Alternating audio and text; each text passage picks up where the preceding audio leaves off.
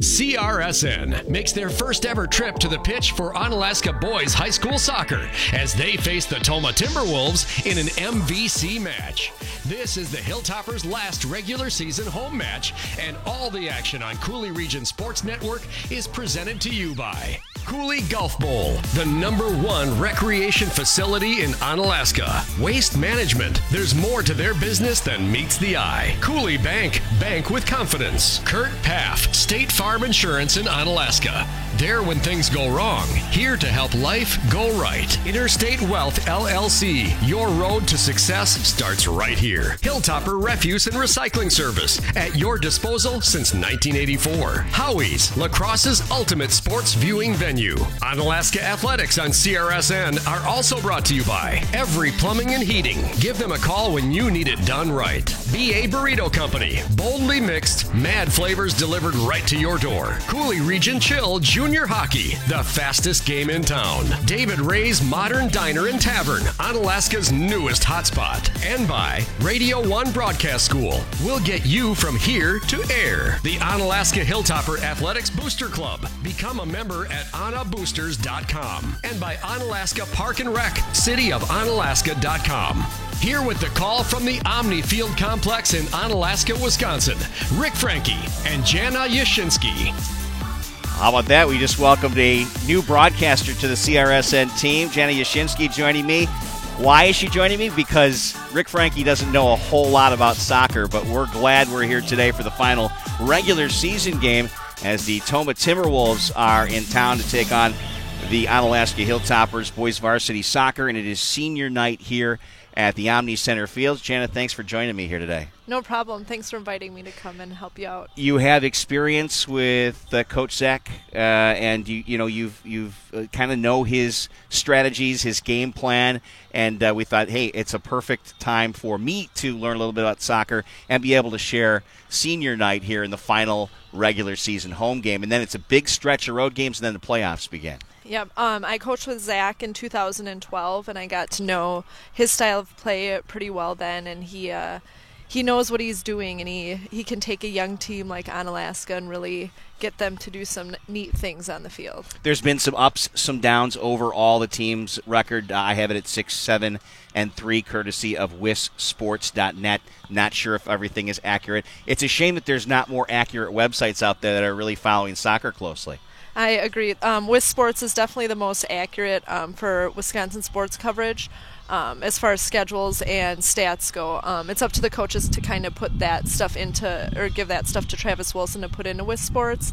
But as far as the records go, it should be fairly accurate as he takes it from the Tribune. That's great. The MVC record 4-4-2, 18 goals for, 12 goals against in the MVC. Tomah coming in 4-10-0, 1-9 in the MVC. They've lost 4 in a row and allowed 17 goals, so they're going to try to shore up their defense. It's obviously something that Coach Scott Konzinius is going to want to adapt to, and I should mention their assistant, Adam, I think it's Gigous, Gigous. That's just a guess on the pronunciation. Of course, Zach Kimmel, the head coach of the boys varsity team, assistant coaches Jack Smalley, Sam Brink, and is it Nick Lang? Nick Lang, yeah. Nick Lang. Jack Smalley's a former alum, so that's pretty fun to see. I know him more as a baseball player. Yep, I'm sure you do. That's the part that I know with Jack Smalley, but obviously he knows a little bit about soccer too. Jack was an excellent soccer player. He was on the team that I coached with Zach in 2012, and he was just a dynamic forward, so he can bring that kind of offensive mind to the field.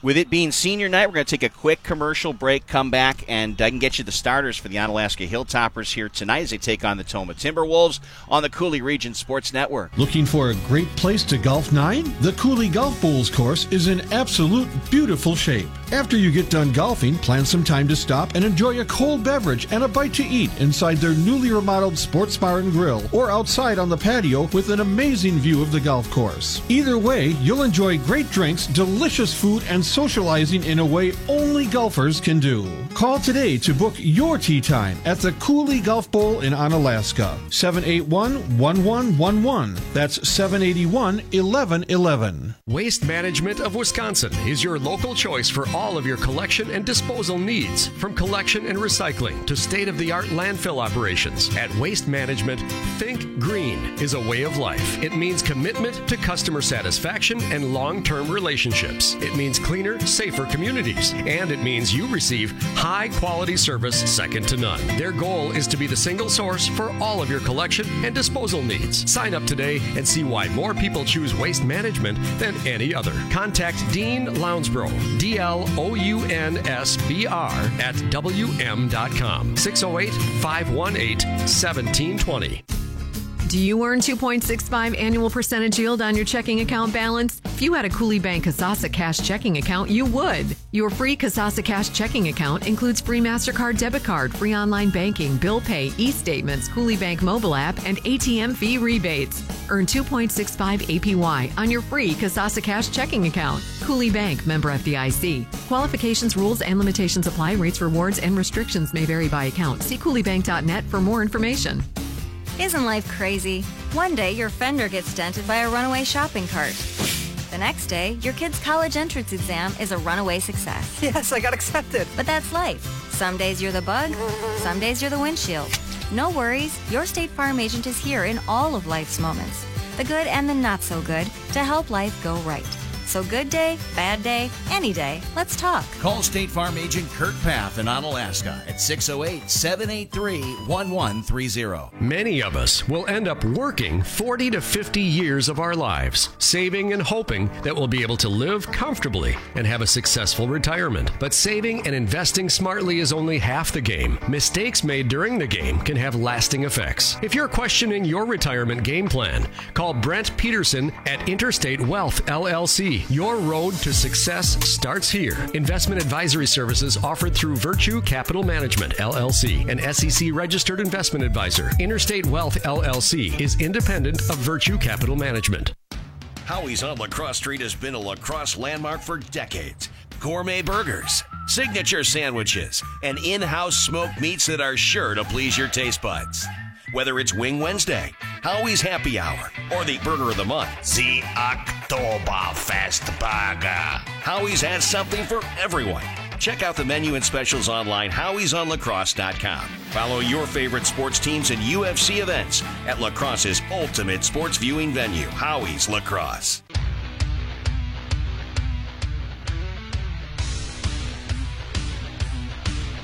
Rick Frankie, Jenny Yashinsky here from the Omni Center Fields in Onalaska as we get set for varsity boys soccer. The Toma Timberwolves taking on the Hilltoppers. And I mentioned that I do have the starters from Coach Kimmel, and I'll give them to you in no particular order, although I will start with the goalie because, you know, he's the guy by himself. He's just waiting for stuff. Jenna, it's not the easiest position to play, whether it's hockey or soccer. It has a lot of pressure. It has a lot of pressure on it. They're the last defender to kind of keep the goal, keep people from scoring goals. It is. It's a pressure place, and Jacob Breland will be the starting netminder junior for the Hilltoppers. Now, I will just kind of go down my check marks here. Everett Jones is starting a junior, and I believe he's going to be as a midfielder. He does also play forward, but I believe starting at midfield here in this one. Eric Hilby, who wears number 3, is a freshman. He is a defender. He'll be starting. Travis Hoffman on defense as well, a junior. Ben Worster, a senior. He'll be starting at midfield. Also starting tonight will be Mario Villasenor, who is a senior and a forward. Did I do that one right? Villasenor. Yeah, right. I even, I didn't roll my R's, though. I'm not good at that. Are you going to roll your R's? No, okay, no rolling R's here tonight. Also starting the captain, Harrison White. He will be a midfielder and also a senior. That will be. He is a senior. Also a senior starting tonight is Evan Locke. He will be a defender in the lineup. And then we're looking at Maddie Sisamaki, who will be starting tonight, and at the defensive position, a sophomore. Zach Turner, a junior, will be starting at defense, and I've been told that even as a defense, leading scorer on the team. So obviously getting it done with the long ball, maybe, huh? I know that Zach likes to have his outside defenders moving up towards the moving up on the outside towards the forward, so he likes to kind of move his outside defenders up that way. And then Parker Paradise, a senior, is starting at forward as well for the Onalaska Hilltoppers. Those are the starters for tonight. Now, I know that they're going to be doing the senior night introductions, and they haven't quite set that up yet. You know, we're going head-to-head, our broadcast here on the Coulee Region Sports Network, with tonight the Cubs wildcard game. Now, I know you're a Brewers fan. You're extremely happy of how things went in the game played yesterday afternoon. The Brewers clinching the division, so pretty impressive. 3-1. It was a big game. Got some unlikely offense from Orlando Arce. He's usually known for his defense, but he had 2 clutch hits to get on base, and then Domingo Santana got him over to third, and then Lorenzo Kane doing what he does best and hitting him home, so getting us up 3-1. You remembered every bit of that, didn't you? Yes, absolutely. I watch every Brewers game. The only thing I have that's pleasant to talk about is Rizzo's bomb to right field, almost out of the park. I was really worried about when he was up again with 2 outs and he had 1 guy on. I thought he was going to jack another one. But Yep. But tonight it's about soccer. It's not about baseball. The Cubs are fighting to try to get into the next series by winning the single elimination wildcard game. So I'm going to have to just check my phone from time to time. We're getting started here in about 5 minutes. Now, I understand they're going to do these announcements. I would assume that I would hear public address start here, and I don't want to go to a commercial break. So what do you think is most important, Jenna, for the Hilltoppers to get started here in this game? They have to definitely maintain possession of the ball. I know that Coach Kimmel really likes to maintain possession of the ball and look for angles to move the ball upfield. And when they move the ball upfield, he really likes to look for crosses from the outside and an attack that way. The defender is the leading scorer. It's definitely moving the ball from the back to the front and getting a ball in that way to score. So, when you look at the earlier matchup between the two teams played in Tomah, 2-1 win for the Hilltoppers, so a close game. Lately, Tomah's been struggling quite a bit, but according to the coach, it looks like Nolan Stees, who the goalkeeper is a senior, he says, boy, he's having an all-conference season, so maybe a little bit of trouble here recently, but I understand that there's no seniors on defense, and that's really been extra tough for him. He's faced a lot of shots. It's hard when you're the lone goalie back there and there's not a lot of leadership to kind of help you out back there.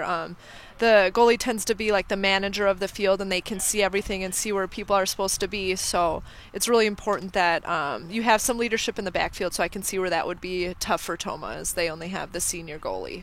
It looks like players are lining up here, and they'll probably do the senior introductions, I would assume. It's a different style of lineup than you see in any other sport. And I'm going to learn a few things tonight. You're going to teach me some things. Let's hand it to the public address announcer, who will start with our introductions for tonight's match on the pitch. Welcome to Onalaska for tonight's Mississippi Valley Conference matchup, featuring the Tomah Timberwolves and the Onalaska Hilltoppers. Let's meet tonight's starting lineups. First, for the Timberwolves. In goal, the senior, number 0, Nolan Stees. Senior, number 2, Wyatt Spahn. Senior, number 5, Dylan Pierce. Junior, number 6, Aaron Anish. Senior, number 10, Charlie Hernandez. Junior, number 11, Isaiah Nick. Junior, number 12, Joe Hesse. Junior, number 13, Owen Walters. Junior, number 14, Tyler Torkelson.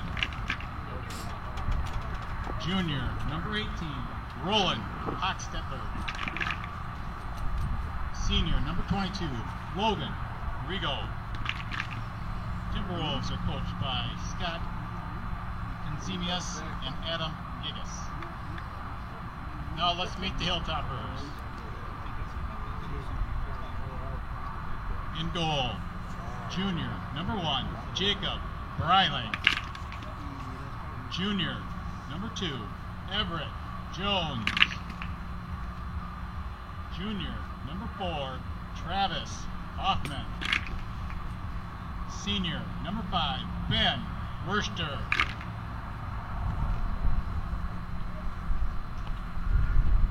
Senior, number 7, Mario Villasenor. Senior, number 12, Harrison White. Sophomore, number 16, Maddie Sisamaki.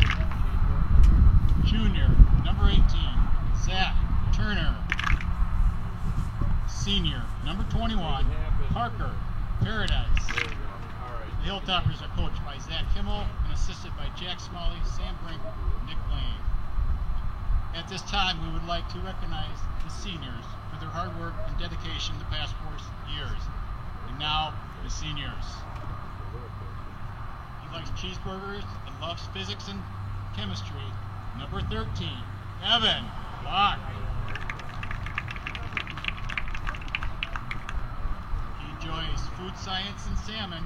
Number 21, Parker Paradise. He loves wings and psychology. Number 7, Mario Villasenor. He's crazy about green bean casserole and physics. Number 5, Ben Wurster. He loves enchiladas and calculus. Number 12, Harrison White. Thank you, seniors. Please rise as we honor America in the playing of our national anthem.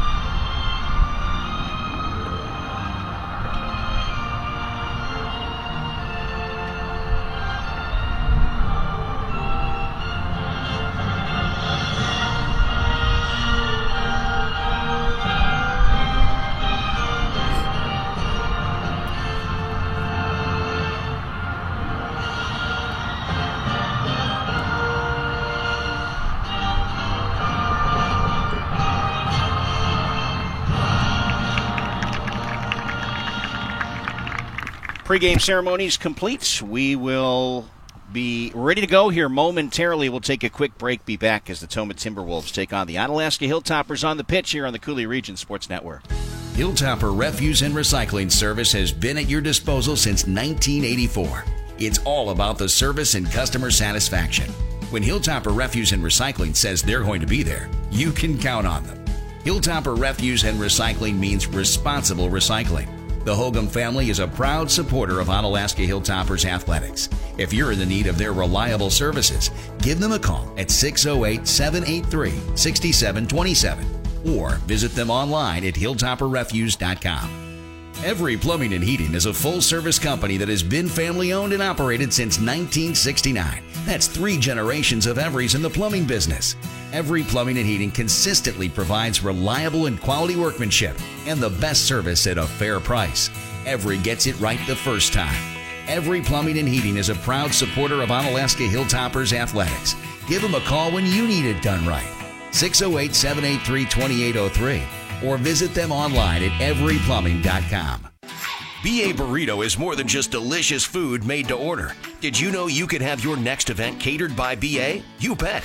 Business lunches, team events, any type of gathering, BA Burrito will deliver your spread right to your event. You don't have to do a thing. Great for school functions, parties, even fundraisers. Visit BA online at baburritoco.com for more info. BA Burrito would like to thank all their loyal customers. BA Burrito, Village Shopping Center, and on Copeland Avenue, La Crosse.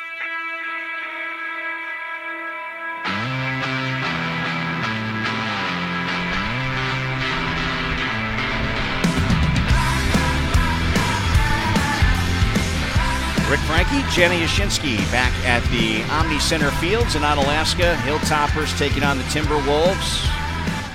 Down on the pitch, that's the correct term to use, right? The pitch, yeah, that's a pretty technical term, but that's good too. But you can say field too, yeah. right? All right. We can work field, but you don't say game, you say match, correct? It is a match. Yeah. Soccer match. Some people still say game or no? Yeah. All right. Yeah. Okay. So nobody gets too angry when you do that, though, I hope. Not on this side of the ocean. Oh, okay. So, some other places maybe. America's pretty lenient with what you call the field and what you call the game. Now you start things out with is it basically a free kick to start? It's like an initial pass basically. So the advantage really is you choose which side you want to be on. So then the other team would get the kickoff. Okay. So when you win the coin toss, you choose your side. So Tomah was the team to start with the ball, and now it's taken away here by the Hilltoppers briefly, and then ball goes out of bounds. So a throw in.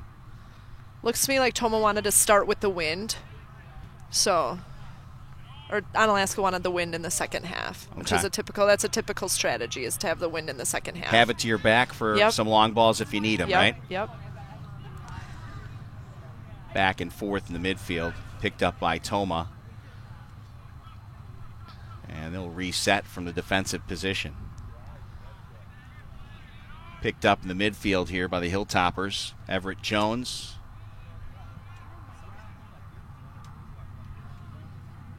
Down to the offensive zone, but see if the Hilltoppers can get something going. From our vantage point here in the corner, Janet, kind of tough to pick up numbers, so hopefully Jeff does a good job of getting the action for you. You think of soccer in thirds of the field. So there's the offensive third, the middle third, and the defensive third. So for Onalaska, we'd be in our offensive third right now, looking to kind of make something happen towards the goal. Good pressure by the Hilltoppers and a shot on goal. It was saved there by Nolan Stees, the starting goalkeeper. And so they'll get a corner kick here to try to set something up in front. I usually try to get these in FIFA when I play online. A good chance to score on a corner kick. Absolutely, but that one, now what happened there? The wind took it out of bounds. Took it out of bounds there, so that means it'll be a goalie kick here, right? Goal kick, correct. Yeah. Just goal kick. Just short goal it up. kick, Don't need the IE in there. No. So you guys are going to have fun laughing at me here today. I'll correct you when I can. Okay, that's okay. Do it as much as you need to. You might be hearing it a lot, huh? Centering pass by Roland Hochstedler. And now the Hilltoppers back defensively. It's like a throw in for Tomah.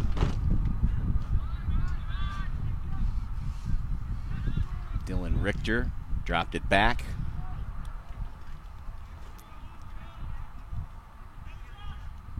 Tomah working it up the sidelines. Put it towards the net. And handled easily by Jacob Breiling. So what's Breiling want to do with this ball now? He's going to look downfield and try to find where he's got the best space. He's looking to get it to the outside to get it to transition the field towards the offensive third.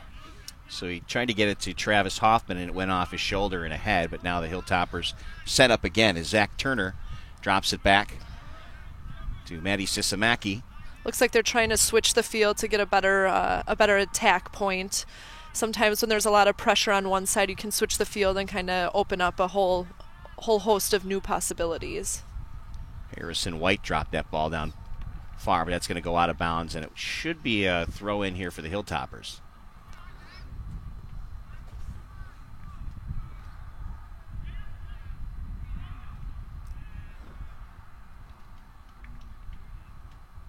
It's like another ball that goes out of bounds.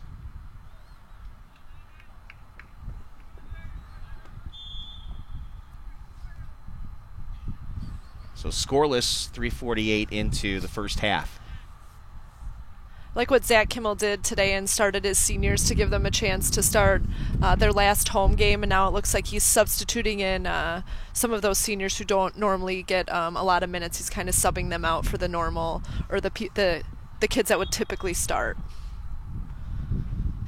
So goal kick there, and not a lot of distance on it.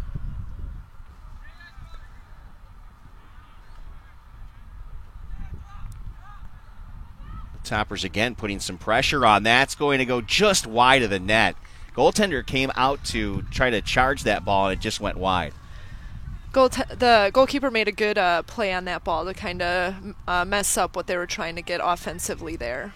He cut off the angle and kind of led the ball straight out of bounds. It was a good attack, though. It's a good chance. Well, so far it's been more offensive attack for Onalaska than there has been for Tomah here in the early goings, but nothing on the scoreboard yet. Goal kick goes off the head of Travis Hoffman. Sliding up was Everett Jones. Everett, a junior. We saw his baseball skills earlier on this summer.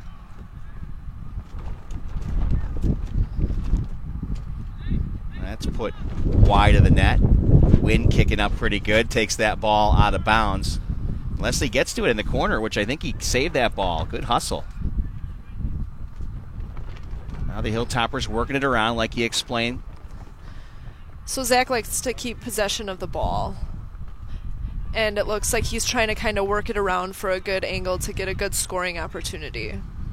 Everett Jones put that ball just wide. Another goal kick here for Tomah.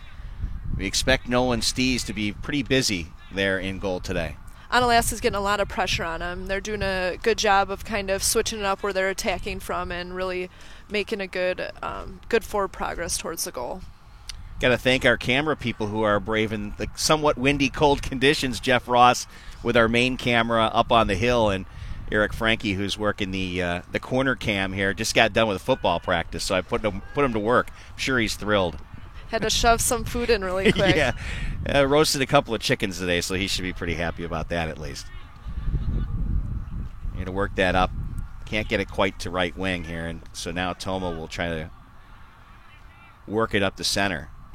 Now, if I recall from watching my daughter play, the one thing you don't want to do too often is put balls in front defensively when you're trying to get out of your own zone. You don't want to put it in the middle for Right. sure. You want to kind of kick it towards the outside and work the ball up the sideline when you're getting out of your defensive third. So if you put it towards the middle, it's really dangerous because that's where most of the players are for either team, and it's really dangerous to kick the ball or clear the ball in the center of the field. And the Hilltoppers still working it from the right side here. Sent ahead by Will Tessing. Down into the corner. Nice save there. As the Hilltoppers will try to work it back again. Off to Travis Hoffman. Hoffman trades places, put it towards center, and that one's going to be a little bit bent by the wind, so not able to get the shot off after the centering pass. Now Tomah with possession. They'll finally get it to the other half here, which is... It's been in the Tomah end for quite a while. Nice work by the Hilltoppers. Harrison White worked it up left. Now the Hilltoppers, again, back and forth in the midfield. Just got a message that severe thunderstorms are possible tomorrow evening, so beware of that. Back and forth they go at midfield again. Tomah just can't seem to find a way to get on the attack. I thought it might have been a Cubs score. So no, I haven't gotten that update yet. I'll have to just check my score app. That's what I'll do when I want to check that out. I'll give it some time. Do you want the Cubs to win, or do you want the Rockies to win? I want the Cubs to win. Nolan Arenado really scares me. Yeah. So I would like the Cubs to win because I think that we can... In the second half, the Brewers have done a really good job of beating them. So best Brewers team I've seen in my lifetime, and was it the '81 Brewers? 82. I wasn't born yet, but 82 Brewers. Yeah. They were pretty good. 6-11 were, or 8-11. 2008 and 2011 were the two recent ones. Right. But I don't think those teams were near as good as this team. Yelich is an insane baseball player. That guy has had a marvelous year.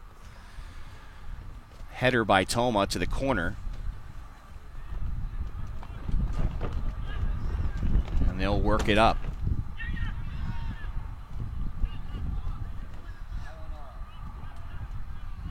Good pressure by Jordan Groshek. Look for Jordan to possess the ball at his foot. He's got some good foot skills. Hilltoppers can't quite keep it in right wing. That one, it did. He did manage to keep it right on the line and then comes right back for it. That was Will Tessing. And at this stage, I got to watch my camera here. It's the best way for me to be able to see the numbers. Will Tessing's a freshman, and he plays some pretty competitive club ball for the Rush Wisconsin West. He does a really nice job for his club team as well. That one was sent out of bounds, so we'll see where they set the throw in.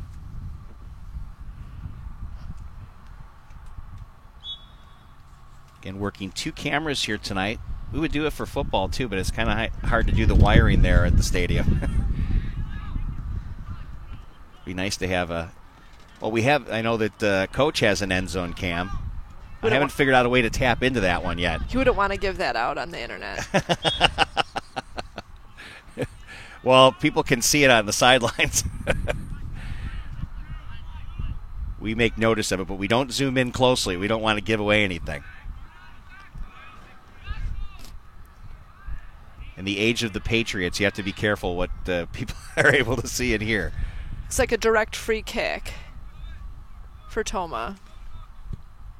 And Tomah will try to work it ahead. That bounces off a Hilltopper defender. Then another long kick. That's going to go up and over the fence, and someone will be chasing that one for a while. That was Isaac Nick who gave that a ride. It was a good opportunity for Tomah. Had he just gotten his shoulders over the ball a little bit more, he would have gotten that on goal, but kind of had his shoulders back a little bit, so it went over the net. That was actually number 12, Joe Hesse, I think. Tyler Torkelson leads the team in conference goals with 4 for Tomah.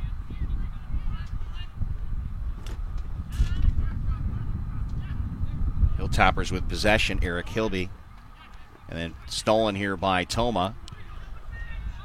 It's the most pressure they've had since this match has started. A race to the corner.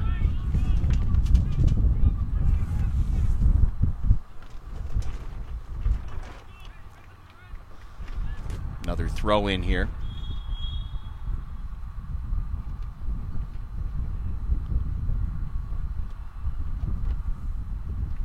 So when I watch, World Cup soccer and the Premier League, it's always a British guy, and they just say the last name, don't they? Yeah, I'm far from British, but yeah, when they're playing on Premier League, it's definitely and even Brazil too, they just go by their last names. Yeah, we don't go with the full names, but we're doing high school varsity soccer, so we're trying our best to get both names on when we can. Throw in for the Hilltoppers.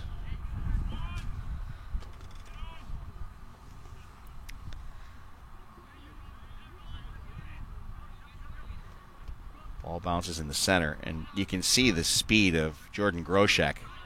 And there he goes, working it right wing.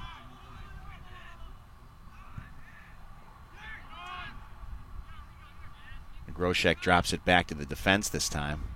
So Samaki then left wing. Got it up to Harrison White, I believe. White drills it deep. But Tomah back defensively. Up left wing. Hilltoppers back.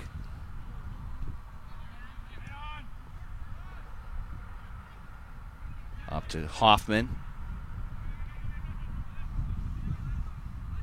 The Hilltoppers trying to work it up the right side. Everett Jones shows his speed. Then his centering pass towards the front. That's going to go past everybody into the corner. You got to have somebody following far post on that play.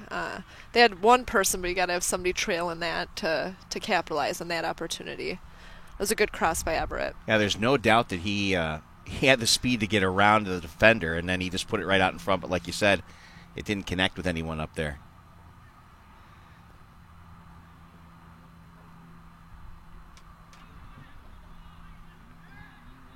Now Tomah up to midfield. Stolen away nicely. I think that was Jordan Groshek again. He's just so quick to the ball.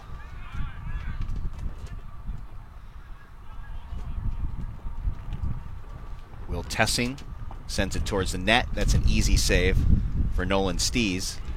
He had to hold the ball to make sure that his offensive player wasn't offside, so he had to hold back a little bit. Offsides is when the offensive player gets behind the last defender. It's a little different than the hockey offsides because there's no line to really. It's an imaginary line. It's where the last defender is on, except for the goalie. It's where the last defender is on the team that's on defense. So your forward cannot be past that last defender. Much easier to see when you're up high. Another throw-in coming. 14-21, 22 and counting in the first half. No score. How often do you see a red flag in a varsity boys soccer game? A red card. A red card. Red card. Yeah, not flag. It is a flag, isn't it? Kind of, but it's like a playing card. But I know it's called a card. Yeah, it's a red card. So the only time you really see it is if somebody, if an offensive player is going down towards the goal and a defender would take them out and kind of ruin that opportunity if they take them out from behind. That would typically be a red card. I've seen red cards for profanity and language as well. Another shot on net by the Hilltoppers. You see a yellow card, definitely more for over physical play or 2 equals a red. 2 equals red. Mm-hmm. Okay. Again, the Hilltoppers. Nice work down low by Will Tessing. Tessing centers it and kicked way out of play. Look at that one. We lost it in the shade over there.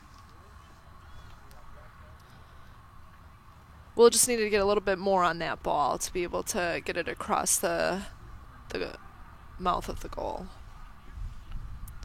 Of course, Friday night, big home game for the Hilltoppers as they take on West Salem. That's a very important game, a heartbreaker against the Central Red Raiders at UWL last Friday night. Last 4 seconds, and Johnny Davis made magic for the Red Raiders. It was tough. Kind of reminded me of Aaron Rodgers. It did. Threw off his back foot, yep. Falling away from the... Who was that I can't even remember. His brother, Jordan Davis. Yeah. So as a brother connection, I was told that the Huddle crew are going to do something with we said it in their video. I wasn't thrilled about it, but I had to give it to him. It was a great play. So hopefully the Hilltoppers can rebound this Friday night. Injury bugs kind of creeping up on the team this year. Lost leading rusher Nathan Lebinsky with a ACL tear. And Alex Franzini was out with an ankle in the halftime of that game against Central, so we'll see. Hilltoppers work it to center. And Toma able to challenge, and we get a whistle. Before you know it, winter sports, hockey, basketball, wrestling, gymnastics, boys swimming. Yes. Is there girls swimming going on now? In the fall. Yeah. Oh, it's in the fall. Okay. I know volleyball going on still. Addie Sisamaki back, and that goes out of bounds. There's the Adapted Sports League too. So right now they're playing soccer, and then they go to hockey, and then they go to wiffle ball. Wiffle ball, I like that. That's always fun. It's a good opportunity for some kids to get involved in athletics. Nice lead pass by Jordan Groshak. Here's a chance for the Hilltoppers, but they go offsides. Jordan just needed to hold on to that ball for just one more second so that the defenders could be back and that we weren't offsides. So people don't bring their whistles and chants out for the varsity soccer games, huh? Like you see in the Premier League? No, the vuvuzelas or those big horns. Yeah. No. Yeah, I suppose whistles is a very small version of that, right? I actually think the WIAA banned them, just like the cowbell in the football games. Yes, I did see the memo on that. I think that they did ban the vuvuzelas. I just have trouble saying that word. You watch a little bit of World Cup soccer and you you pick that up. Pick that up quickly. Tessing, lead pass, and centering pass that gets knocked away by the Toma defense. They'll kick it out of bounds. Is that Mario Villasenor that had that centering pass? Yes.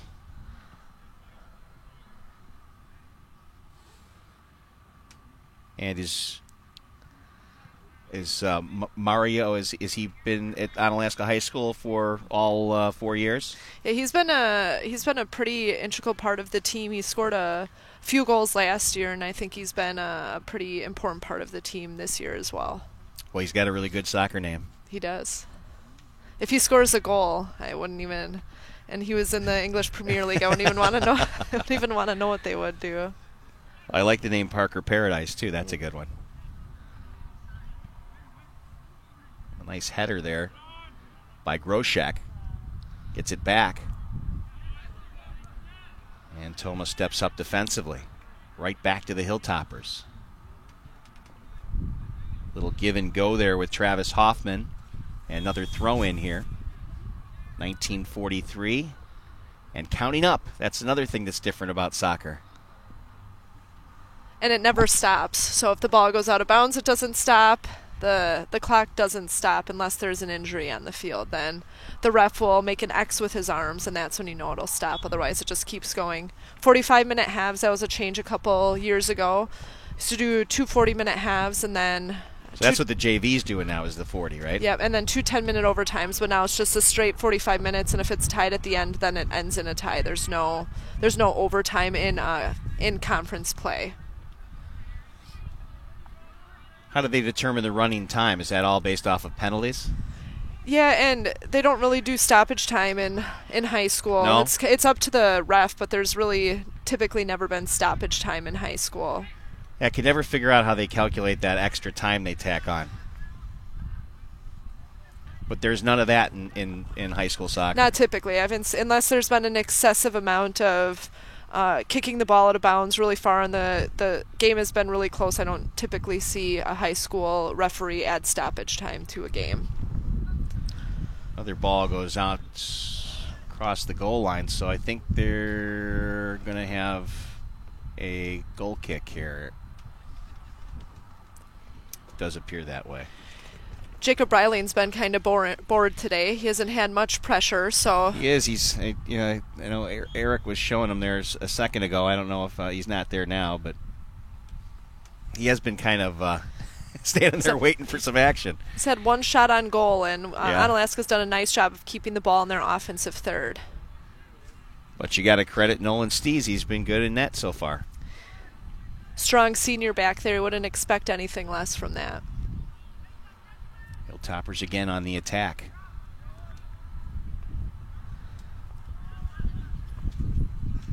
And coach got to be pretty happy about this attack zone time. Like you say, they like to get that perfect play set up. And you get that wind going the other direction later on. And we'll have the camera close to our attack zone end this next half. It'll be easier for us to see as well. Good work by Travis Hoffman. Centering, and just knocked away at the last second by Toma, and I think you get a corner kick here. Good defensive stop by Toma. Now strong corner kick, a good opportunity for Onalaska from the corner. Jeff Ross zooming in as best he can from that distance. Get to see a few fans, as there are quite a few here in the brisk fall night. That's put towards the front of that. Tried a header, didn't get it. That's a kick that gets blocked in front. The Hilltoppers keep the pressure on. There's Groshek towards the front of the net. Soft tap towards the netminder, and it was saved by Stees. I didn't see who got that centering pass. I think it was Mario Villanueva. I don't know who had the shot on goal, but it looked like they were trying to do a little too much with kicking it in with their heel. So throw in here for the Hilltoppers. Everett Jones. Off to Hoffman. Back to Hilby. And another whistle as the ball goes out of play. Going to be a free kick here? Yep, looks like an indirect kick. I don't know if it was a handball or if it was physical play. So pretty much the only two options. Looks like Maddie Sismaki's taking the free kick. Maddie, of course, also playing hockey. Hilltoppers this year a hockey team that co-ops with lacrosse. Hilltoppers. Pressure was on. That bounces off a Toma player. Should be a corner kick. Probably easier for you to see the screen, too. Is this one better or that one? The one on the left. Okay. With the red. That's the one we're showing. When it's on this end, then we put Eric to work. Perfect.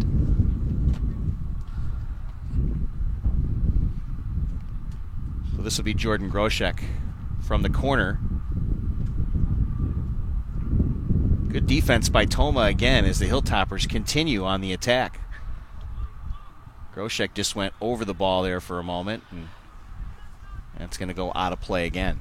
Toma seems to be packing the box in with most of their defenders. They don't have anybody really outside of the 18. That's the big box. They don't really have anybody outside of that. They have most of their defenders in there. I think I see two Toma players that aren't in the 18. So it's hard to break through to get a score when everyone's packed in that small space. Another centering pass. The header attempt just over the head, and the Timberwolves and Wyatt Spohn comes back to get the ball, taps it back to a defender behind. The Hilltoppers almost intercept and go on a rush, but that's going to be knocked towards the sidelines and out of play, just past Wyatt Spohn. 23-38 and counting here in the first half. We are scoreless. We got a little scoreboard here for you, so we want to put a number up for the purple team, but it hasn't happened yet. They've certainly had plenty of attacks on time. We'll get there.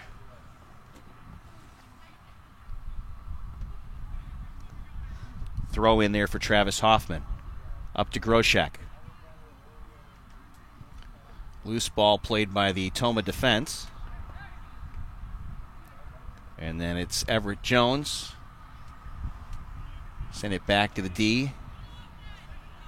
And Matty Sisamaki sends it back to the netminder just to keep Jacob interested in this one.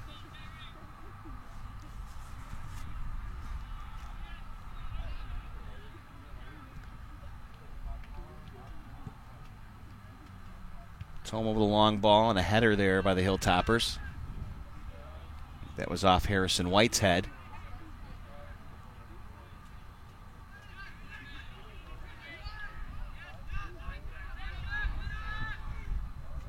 Charlie Hernandez, who has been one of the top midfielders for Toma this season.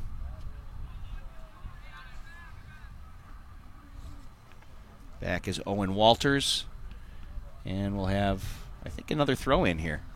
Coach Kimmel has to be happy with the offensive attack that he's had so far this game. He's been, they've been on, like I said before, the offensive third for a majority of this half, and it's just a matter of time before they break something through. Dominating attack zone time.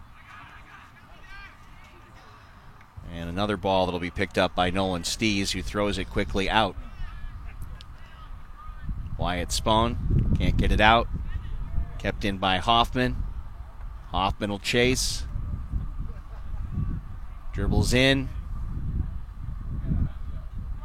And nice centering pass. It went off a Toma defender. And then it'll be the Timberwolves who will pick it up. You've got to convert on those types of plays. Yeah, they've had numerous centering opportunities. Toma now up right wing. And we got did that go out? No, he was tripped from. Tripped, so yeah. That's the reason for the... Playing a little too much of the feet, not as much of the ball. So it'll be an indirect kick from midfield, just beyond midfield. So we'll get a quick look in this end of the field. Toma hasn't had it over here too often. It's a dangerous opportunity, having a free kick from that part of the field. One sent towards the front.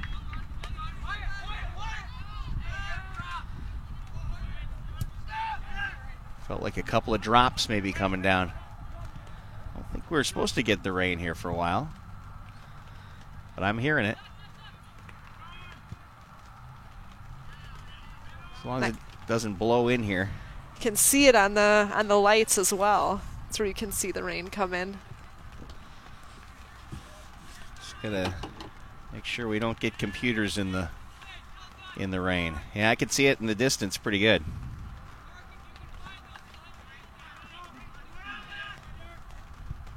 You might have some company underneath this tent. Yeah, I bet.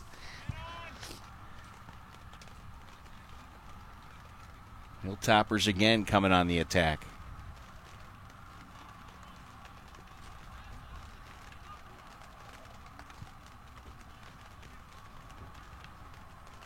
That'll go out of play. More than halfway through the first half. The rain coming down here now at Omni Center Fields. Still scoreless.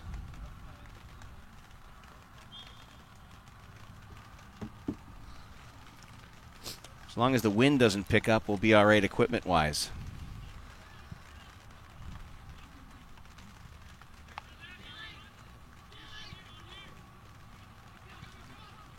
Long ball for Toma. One of their best opportunities so far. Towards the net and easily played by Breiling.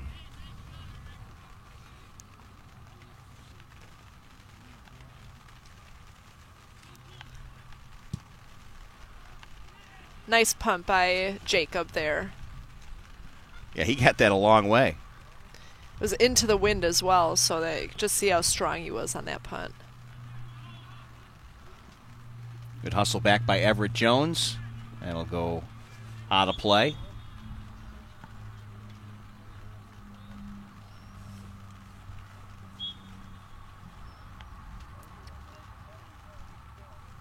I still have not checked the score on the Chicago Cubs. I'm sure somebody will send me a message at some point. You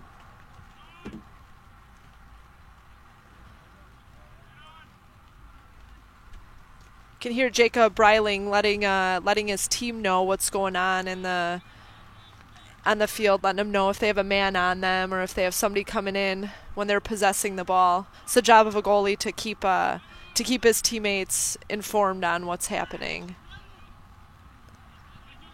Toma with a turnover. Simon Ways is in the game.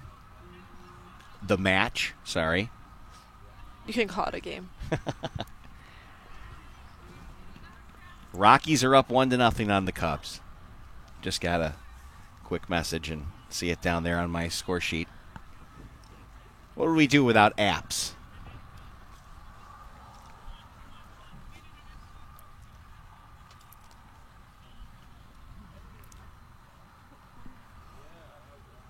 Travis Hoffman. Nice work with the ball till it's knocked back to the defense. Played with a head by Eric Hilby.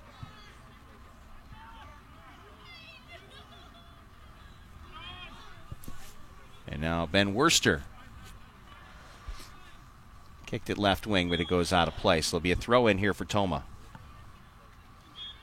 Rain still coming down. Not real hard.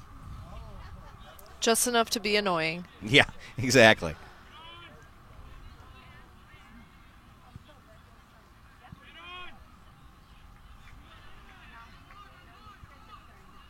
Now Toma up left wing. Good speed. I tell you, that was nice work by Wyatt Spahn. He let himself a little bit too much there, and the ball sneaked out of bounds.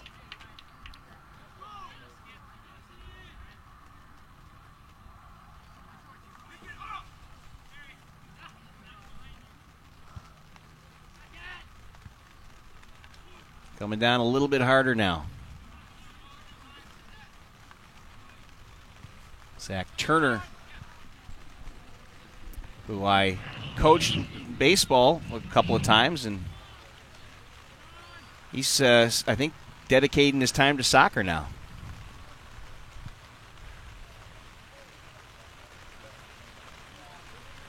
Well, this wasn't supposed to happen.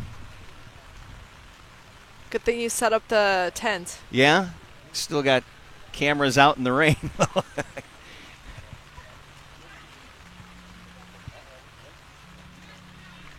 I think the only thing you got to worry about is lightning. Otherwise, you play in the rain. Good save by Jacob Reiling right there. Took control of that cross.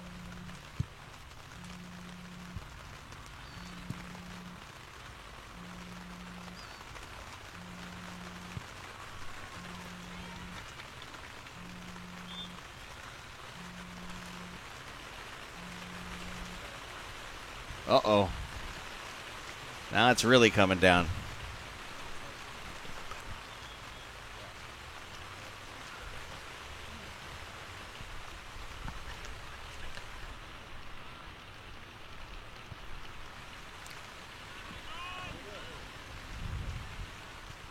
Tomah back defensively here. Now the Hilltoppers. That one did not go where it was intended. Parker Paradise. A little bit too much leg on that ball. You know, some people ask how come we don't do a lot of coverage of soccer, and this weather is exactly the reason why. Big chance there, though, for the Hilltoppers. Another one towards the net. Goaltender was down, but the ball went wide. Boy, that was pressure on Nolan Stees.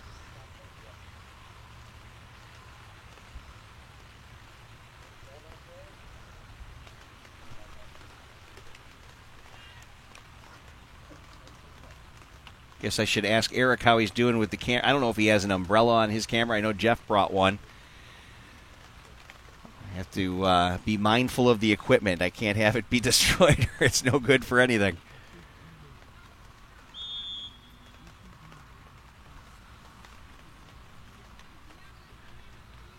I think in the major league coverage, I think they have things that they can pull over the top of them. We don't have all that stuff. Tell you, Tom Yushinski has come up with some pretty creative things to keep his end zone camera dry. I can imagine. It looks like it's let up just a little bit right now.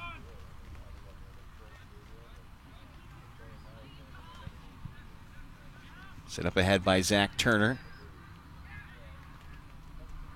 The Hilltoppers looking good right now. Oh, look at this. Oh, he held up there. A little bit of a misplay. The rain could have something to do with that. When the field gets slick, the ball starts to become a little bit unpredictable. You'll see skips off the grass that you don't normally see when it's dry.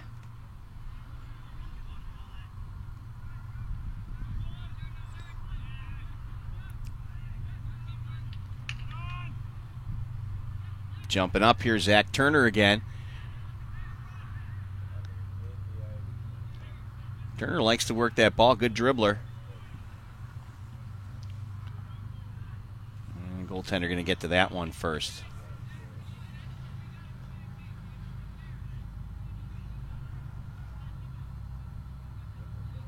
"37 minutes plus into the first half, and no score. Majority of the pressure has been applied by Onalaska.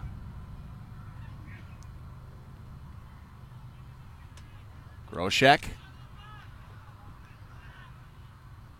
playing some keep away. And that one cleared here by Tomah. Header by Sisimaki.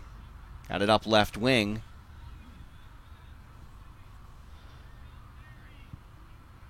Centering pass going to be a little too far, but the Hilltoppers regain possession.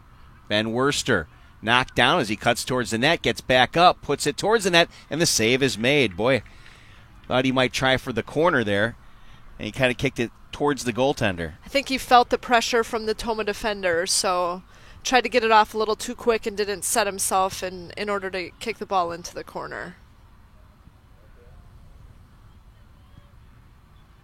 It's fun to watch Jordan Groshek play. He's very quick on the ball. It looks like he's gliding out there. You're right. Everett Jones approaching on left wing, gets around the defender, centering pass, they score. And that was Everett Jones who made that happen. Boy, what an excellent play. I would yell goal like they do in the big soccer games, but I don't think that's appropriate here, is it? I think that was Will Tessing on the goal with an Everett Jones assist. Number 6, Will Tessing?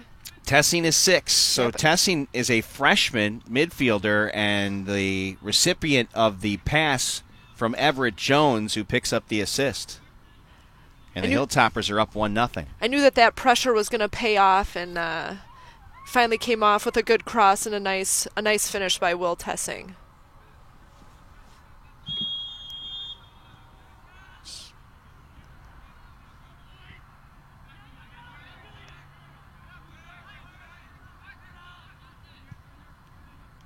My apologies. I think I had the wrong scoreboard up there for a second. I have my football scoreboard for Friday that was on there. Now we got it going on the right way. I never even noticed that. I think it was only for a brief moment. Can't score 1 in football, though, unless it's an extra point. An extra point, yeah. You're not going to get 1. You can get the safety with 2, but you can't get just the 1. Got to score a touchdown first. Speaking of extra points, the Onalaska Hilltoppers kicker is also a great soccer player for the girls in the spring. Kaylee Manglitz is a beast out on the pitch, if you will. Yeah, she is on the ice, too. We see, of course, we cover a lot of the high school hockey, both the girls and the boys. And a lot of that has to do with the fact nobody else in the media covers the hockey. And it's something that we do. Of course, we cover Coulee Region Chill on the CRSN as well. So I definitely know that, and I know she's a heck of a soccer player. Yeah, but she's on the state scoreboard for leading points by a kicker, so that's a pretty amazing accomplishment as well for a female to be on that on a traditionally male sport. You are right. It's really neat to see that, and awesome that she's a soccer player. Hilltoppers gain control. Hoffman. Back to Hilby. And back and forth it goes. Now to Groshek. Browning did a great job of letting his defenders know that they had a man on quickly and a man on that was coming on them pretty hard. Groshek weaving between defenders. Comes back. And they'll take their time now. Harrison White sends it towards the attackers. And that one goes right off the post. Oh, delivered hard by Zach Turner. Well, he had the goaltender beat, but didn't get any luck on that one. Came back out instead of going off the post and in.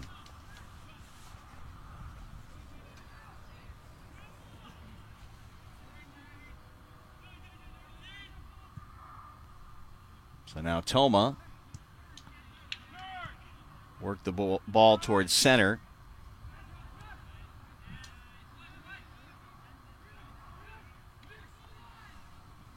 Upfield comes Dylan Pierce. Pierce is a team captain.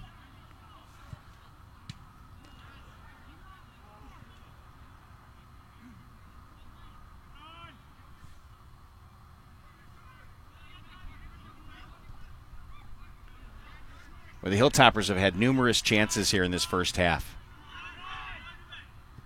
We have a lot of action down here in the second half, I believe, Rick. It'll be nice to be closer to it. Travis Hoffman, lead pass. Hustling after it there. I think that's 8. Aria Rond. Trades places there. Bit of a shove by Toma. They get away with it. No card on that. Although I think that ball was flagged out of bounds there, doesn't it?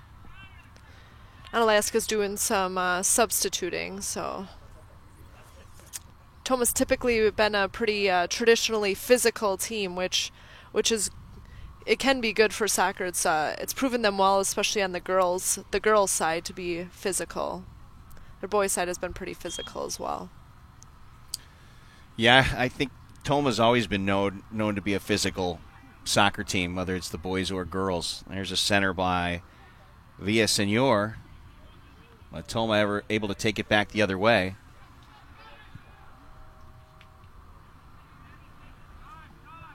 Maddie Sisamaki worked it up midfield, and now the Hilltoppers will put one towards the front of the net. Opportunity there for Villasenor, and it gets kicked up high over the net. I believe that the coach for the Toma Timberwolves, Scott Konzemius, is a former Onalaska grad. So I don't know. Around the 2000s, I believe that he graduated from Onalaska. Good facts. I know. Nice work. Went to college with him.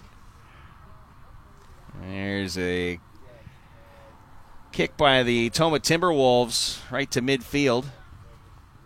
It was Logan Rigo. Bounces off a Hilltopper, and I think ball's still in play. Nope, goes out. They'll throw in. This is all new for Jeff Ross, working camera for soccer, too. This is and for Eric here on the other end, which we haven't seen much of that angle since we've been playing most of the first half on the other side.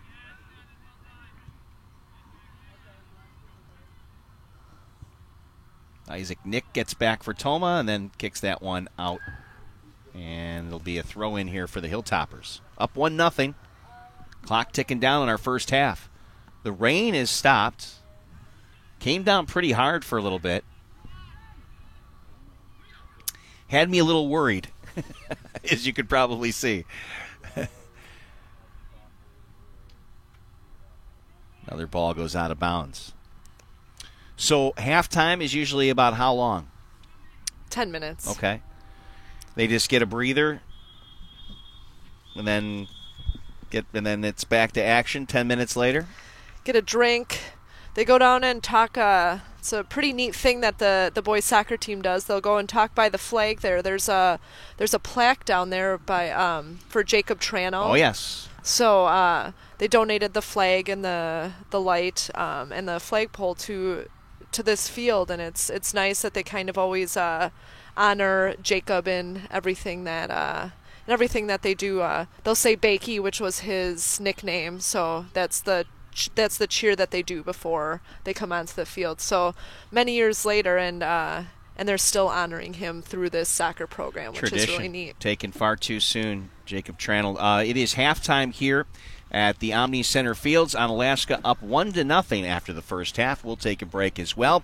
We'll hear from some of our sponsors, and then a great informational video done by Joe DePool from Elevate Media. We'll have that about the Onalaska Boosters coming up here in just a moment on the Coulee Region Sports Network.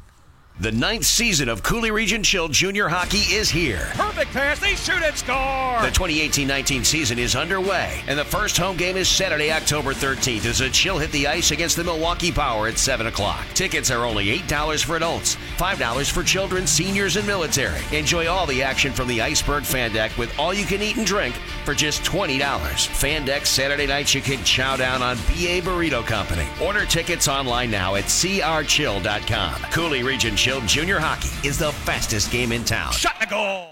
Summertime at David Ray's Modern Diner and Tavern is all about friends, family, fun, and fresh fare using local and regional ingredients, including high-quality cuts of meat, real Wisconsin cheeses, and fresh-baked breads. David Ray's also features 5 flavors of ice cream from the award-winning Pearl Ice Cream Parlor in La Crosse. Enjoy your meal in the dining area, the bar area, or on the Four Seasons heated patio overlooking beautiful Lake Onalaska. Experience Onalaska's new hotspot, David Ray's, right in the heart of downtown Onalaska at Dash Park. Ever dreamed about doing what these guys are doing right now on CRSN? Ever think about having a career in sports broadcasting? There are great jobs right now for play-by-play announcers, sportscasters, and sports directors at great radio stations all over the U.S. and other jobs like air personalities, producers, voiceover people, and more. At Radio One Broadcast School, you get trained and ready for your new radio job. Hit up our website, radio1school.com. That's radio1school.com. Football fans know some things just go together. Quarterbacks and receivers, face paint and super fans, game days and tailgates. State Farm agent Kurt Paff knows another winning combination: home and auto. Kurt and his team are here to help life go right when you combine your home and auto insurance, which saves you time and money. So get your home and auto on the same team and score some savings. Call State Farm agent Kurt Paff at 783-1130 today. Just like all the king's men that couldn't help Humpty Dumpty, if we break an egg, we can't put it back together again. You've worked hard to build your retirement nest egg. Don't let something break it when you need it most. Call Brent Peterson at Interstate Wealth LLC to help make sure nothing breaks your retirement nest egg. Investment advisory services offered through Virtue Capital Management, LLC, an SEC-registered investment advisor.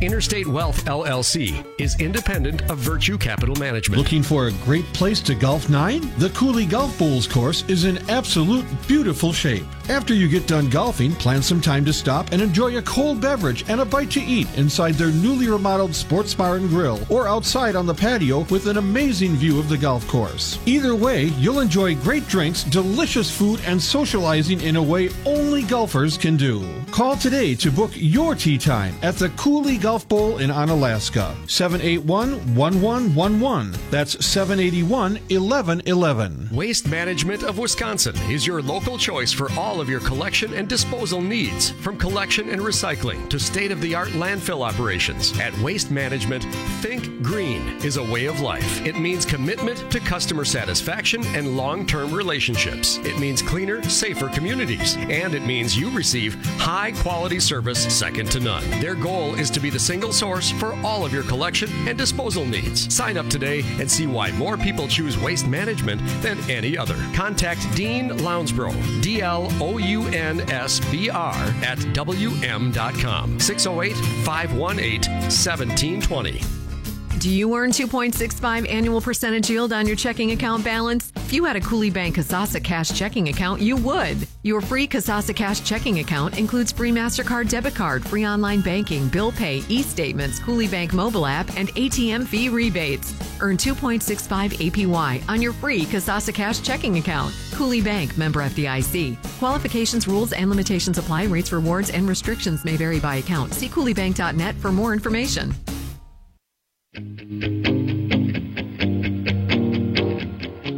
The Onalaska Hilltopper Athletic Booster Club is a school-wide organization that supports all of our students across all of our sports. The Athletic Boosters raise funds for all of the 26 athletic programs, which host over 600 athletes through 3 seasons. Our students here at Onalaska High School perform very well academically.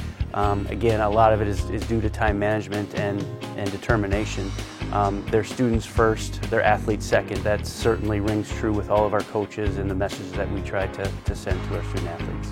I think the impact of participating in high school sports here at Onalaska is it gives kids a direction, and it gives them a sense of responsibility and how to be on time and how to be a valuable member of a team. No matter if you're the best player on the team or the last one to get into a game, it teaches you how to embrace a role and cheer for your friends.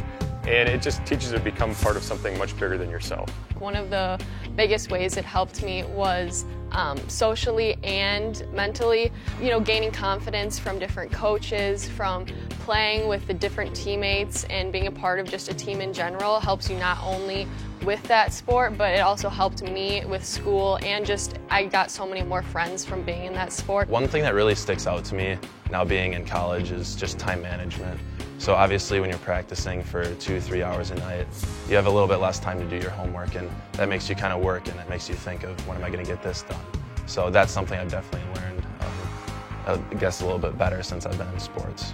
By offering all these activities for the students, gets the students that participate more involved in high school and kind of have a little bit more ownership in the school. It was a group of alumni that got together. The basketball team was in need of a scoreboard. And at that time there was no booster club, so he got together with some alumni and they ended up raising funds to get the basketball scoreboard installed. And then I believe it was in 1966 that the official booster club started. The Onalaska Booster Club is providing opportunities for every child, no matter what situation, to grow and just to feel like they're part of something, and it's like a home. The Onalaska Athletic Booster Club has done a phenomenal job of filling in those gaps that our athletic budget just doesn't cover. And without our booster club in that capacity, we would not be able to do some of the really neat things that we do for our student athletes. It goes to things that are very unique to our programs as far as some of the awards and some of the banquets and some of the things that are pretty special, and you build kind of a tradition around those things. I really appreciate how much the Booster Club has evolved in the last 3 to 4 years of being one Booster Club, and how they look out for everybody. It's not just a club. I think the best way to define it is it's a family. You have people that are committed to coming to various events throughout the community that are involved in the Booster Club, and they come and support you. They see you in the community. It's about being and supporting the community as a whole, and that's really what best defines the Booster Club. For more information about the Onalaska Hilltopper Athletic Booster Club or becoming a sponsor, please visit onaboosters.com.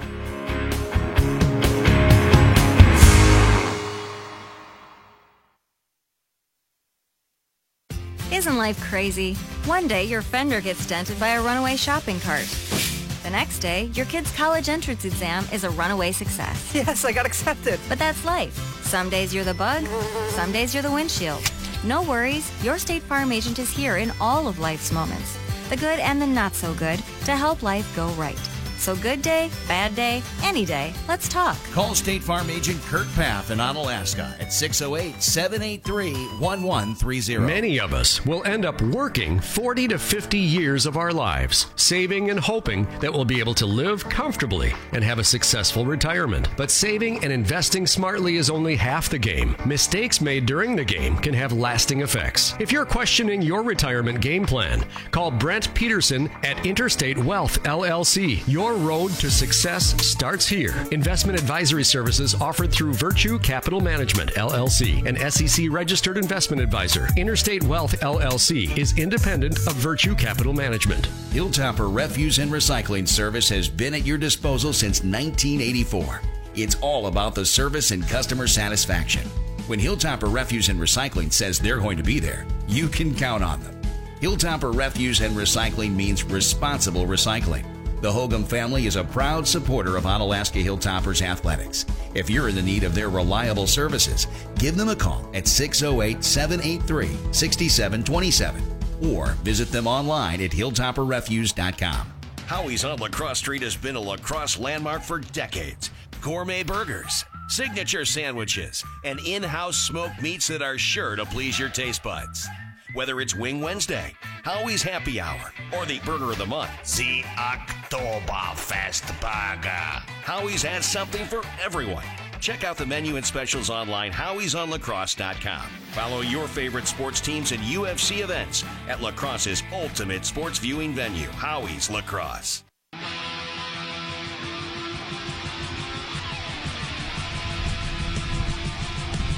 Rick Franke, Jenny Yashinsky back for second half action from the Omni Center Fields. The Onalaska Hilltoppers leading the Tomah Timberwolves by the score of 1-0. What do they need to do coming out here? Continue the pace, the attack? I mean, they had the attack zone time dominated. They have the wind this half, so I think that's going to be an important thing for Onalaska. They'll be able to work the ball up, and they'll have the aid of the wind to kind of keep the ball up in their offensive third. Well, I know that I want to put Eric Franke to work with the action on this end. Jeff's been doing all the work up there in the center, so now we'll maybe see if there's some more action to our side of the field as we get set and get started. I was going to read some of the messages up on our YouTube channel. There was a couple of funny ones there, referring to how warm it is actually inside as opposed to not being here. But we are underway, and the Hilltoppers have control of the ball and trying to work it up the left wing. It's a bit of a tight squeeze to work that one up, but it's going to be a throw-in here for the Hilltoppers. As Ben Worster, well, he was going to throw it. He'll hand it off, and now he'll chase. Put some pressure on up here and look to get across. Tomah back the other way.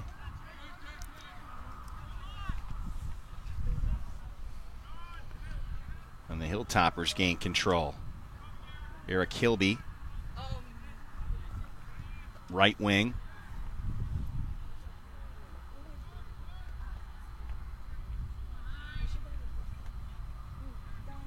Hilltoppers glide into the attack zone.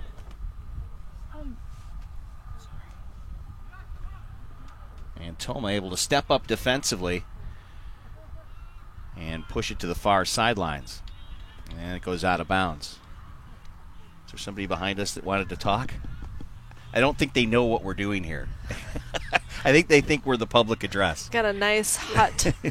Yes, we are covered from the rain. I do appreciate that. That would have been pretty ugly here if we had it open to the elements. Stretch pass here for Toma. And that's Wyatt Spahn trying to center. The Hilltoppers get a piece of it.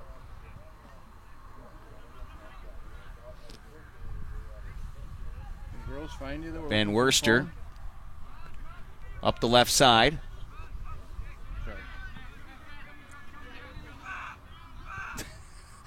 I think people think we're information in here. Somebody lost a phone, apparently. I'm hearing from some folks. It's a nice header there by Everett Jones. Picked up by Charlie Hernandez. Back and forth. So the Hilltoppers step up, get control. Jones trying to make a move to the outside. Not able to get through that time. Jordan Groshek tried to pick that ball up, but they'll try to work it up the right side.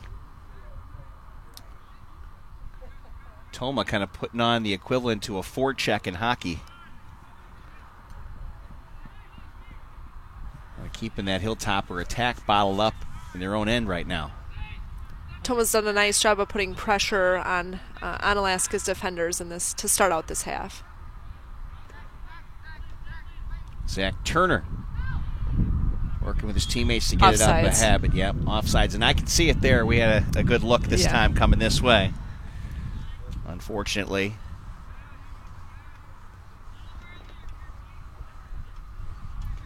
So 1-0 Onalaska Hilltoppers, and Will Tessing scoring the game's lone goal, the freshman, assisted by Everett Jones.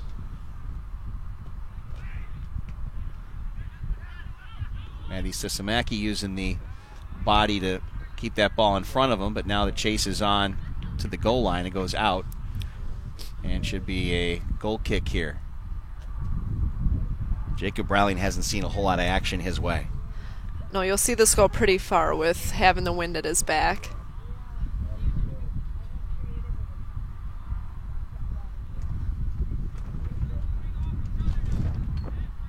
Wind kicking up again a bit here.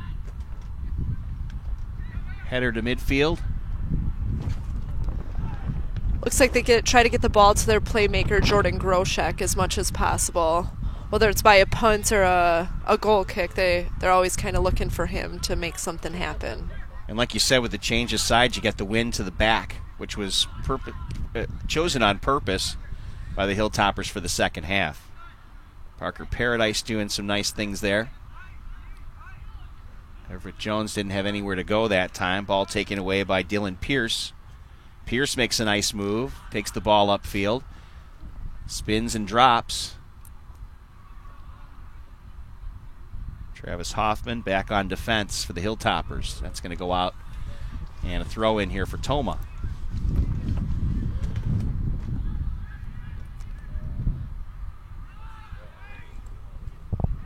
Broken up by the Hilltoppers, sent right back their direction. Kick to midfield, Toma's there again. Groshek, nice feed up right wing. Perfect pass ahead. Led a little bit too far, though, on the move by Parker Paradise, and the goaltender comes out to get it. Just one touch a little too hard right in front of him. If he would have kept that a little bit closer to him, he would have had a nice one-on-one towards goal. I was almost ready to pull the trigger on camera number 2 there.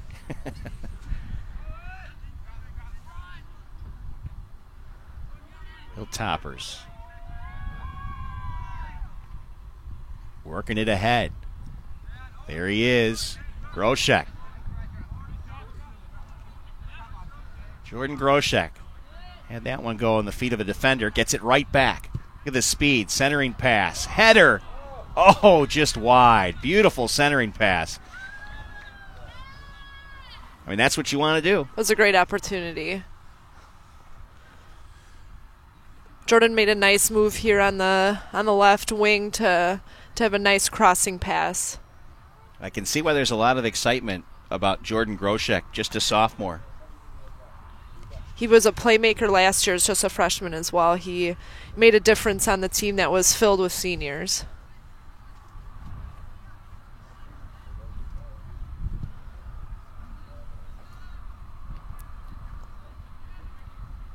Nice boot there. Dylan Pierce takes it up center. Nice defensive play made there by Zach Turner. Turner's lead pass, a little too far, and that goes out. Throw in for Ben Worster.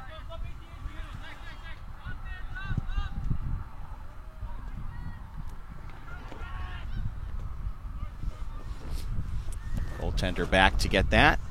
A little too tall there for Will Tessing.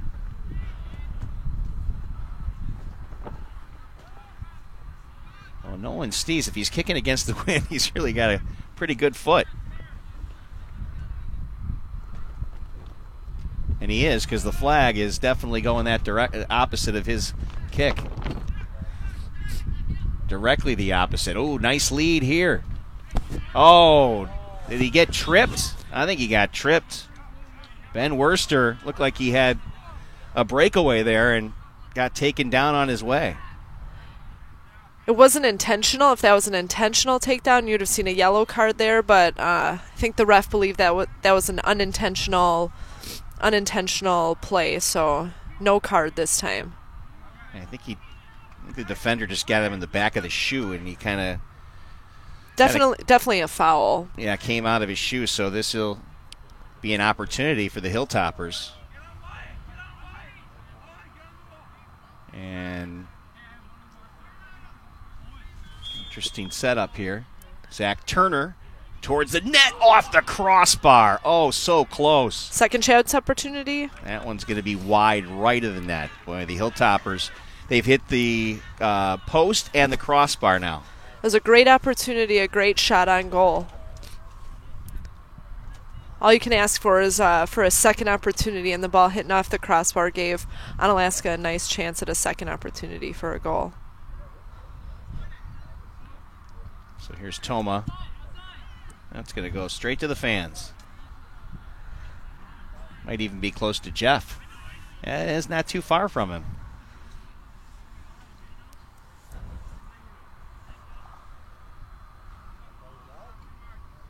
So throw in here for the Hilltoppers. Everett Jones. Kicked back by Toma and headed right off a defender. Jumping in. Everett Jones. Down low, centering pass. That was put out by Harrison White. Now Everett Jones drops it back. Played right wing. They'll look to center here. Nice defensive play by the Timberwolves. Now Groshek. Nobody close to that one. Last second kicked off a Toma player, and they'll get a throw in here, I believe. Onalaska's having a great balanced attack from all sides of the field, whether it's going from the center, the right, or the left wing. They're having a really good balanced attack towards the goal. Could have a 3-0 lead if not for a post and a crossbar. Isaac Nick with the throw in. Comes back to him.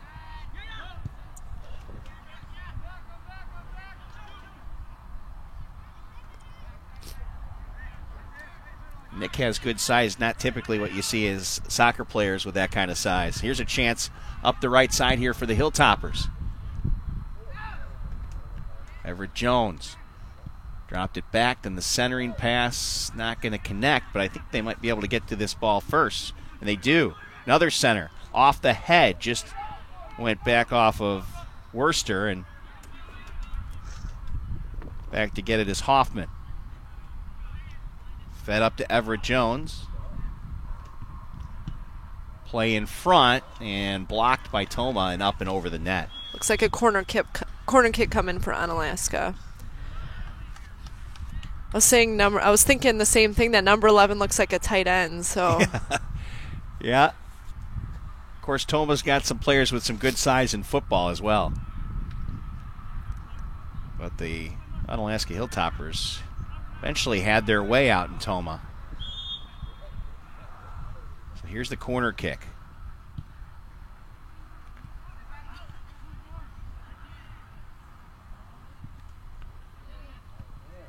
Put towards the front. Toma breaks it up.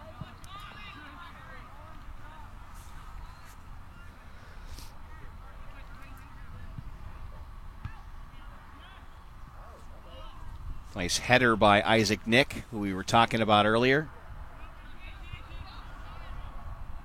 Onalaska regrouping. Groshek. Cross. Gets headed back out to midfield. I think that's where Zach Kimmel would like to see them have possession rather than a 50-50 ball. Villasenor was playing hard up the left wing, but cleared by Toma again. They have a body up front, tap back. Now they'll see if they can get some time with the ball. Hasn't been much. Zach Turner stepping in.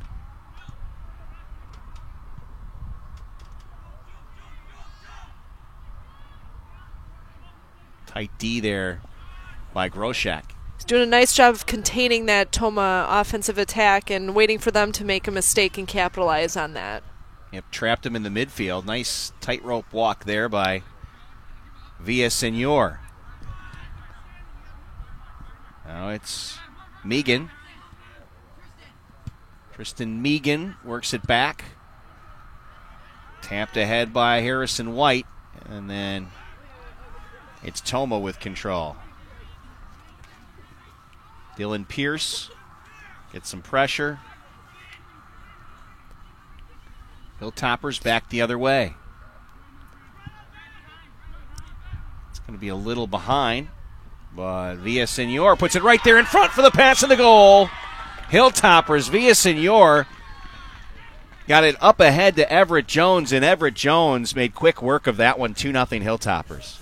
Did a nice job following that pass in and reading his teammate and looking to finish that on goal. It was a great follow by Everett. So he had the helper on the first one, scores on this one. Pretty good day. Great night, yeah, great night for him.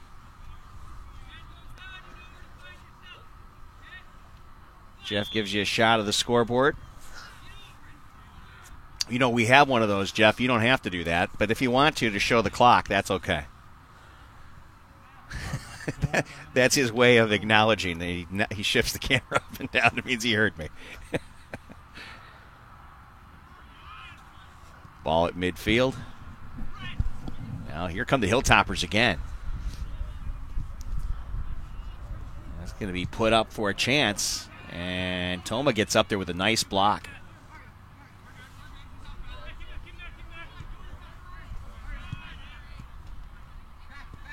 Villasenor, who set up that last goal.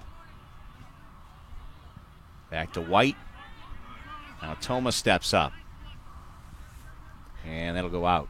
In soccer, the most dangerous time is 30 seconds after a goal scored. If you can get, whether it's for the other team or whether it's for your team, everyone's kind of let down from a goal score. So if you get something going, it's usually happens within that first 30 seconds. So strike quickly is what you're saying. You'll often see 2 goals happen pretty quickly.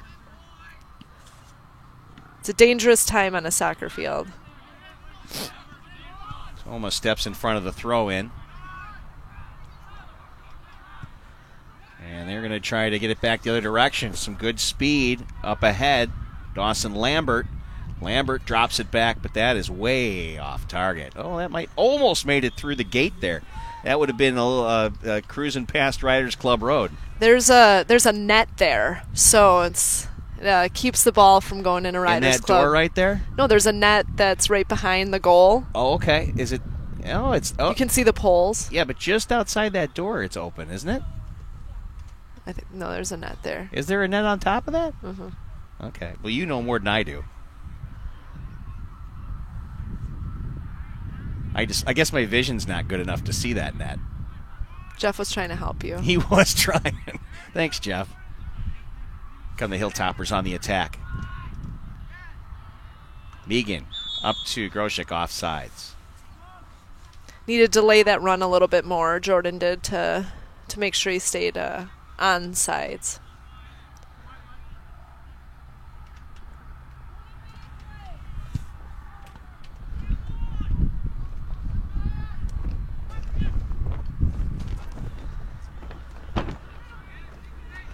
Here comes Toma on the attack. Dylan Pierce. Said his name a few times today.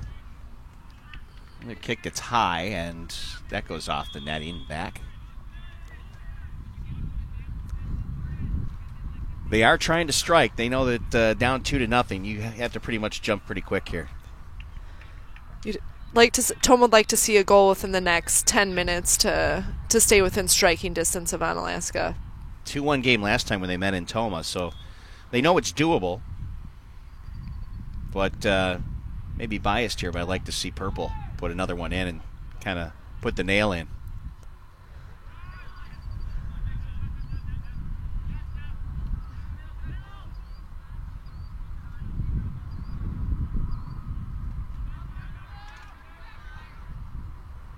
Ooh, Toma player falls down there trying to get to that pass. It was a little behind. Devin Gephardt, a senior midfielder.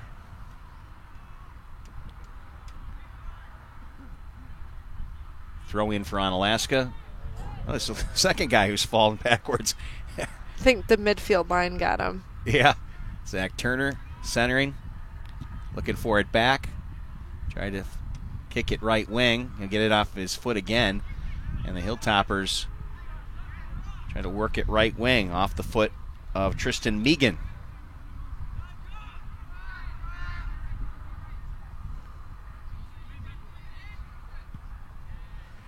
Center. Nice header by Toma. Here against Pierce. Hilltoppers pick it up. Sisamaki. Right side to Hoffman. Nice job staying on sides there, waiting for the cross. That one's going to go way out. Not too far from us. We haven't had one hit our camera or us yet. I was wondering when that was going to happen. It's a victory. Got a few sprinkles coming in here again.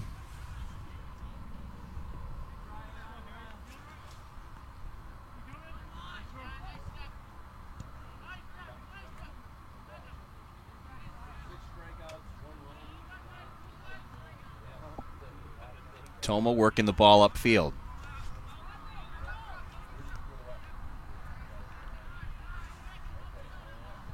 Nice lead. Chance here for the Hilltoppers. Tristan Megan had it, lost it. Toma up the right side. Grosskreutz had it taken away.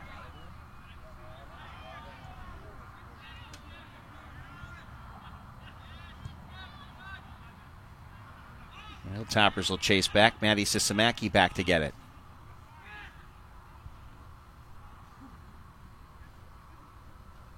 Villasenor. Up the left side. Centering pass by Worcester. Toma breaks up the play.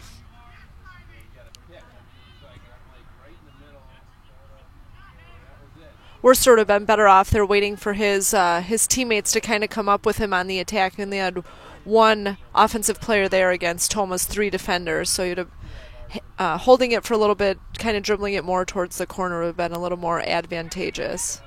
Now we've got a good attack going. Here's Harrison White. Off to Villasenor.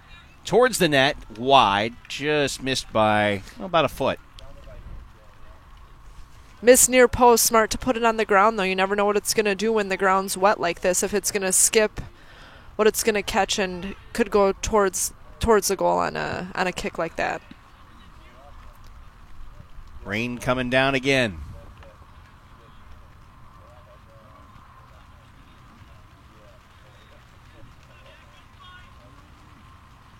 Hilltoppers in the attack zone. There we go. Towards the front. Goaltender going to come out and get to that one. Good idea to just fall on that one. And a quick throw ahead.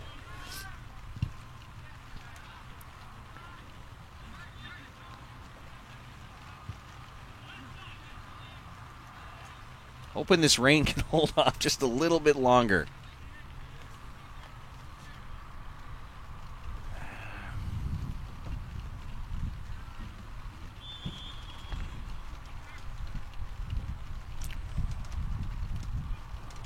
And unfortunately, it's blowing into our tent area here, which is not good for this stuff.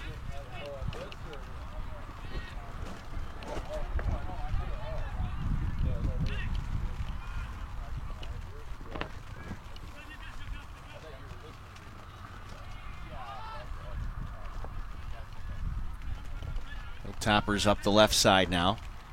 Good footwork by Worcester, and he got tripped. Should be a free kick for the Hilltoppers.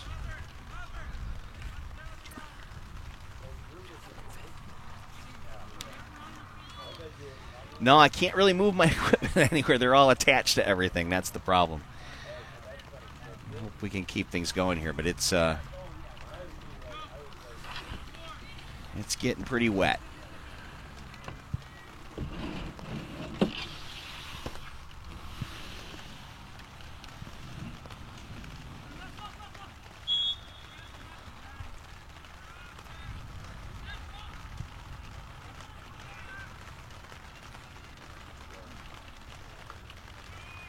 Nice job by Onalaska back on defense. Travis Hoffman to Harrison White.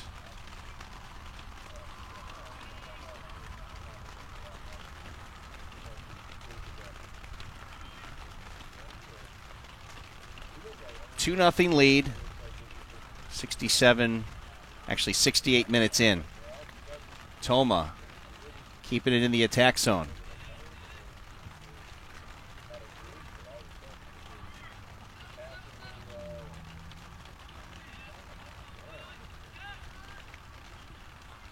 Hilltoppers trying to continue to break things up.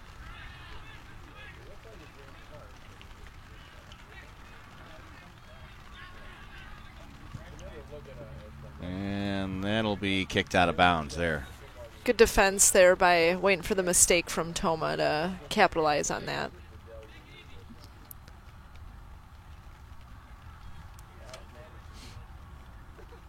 So throw in here for Onalaska.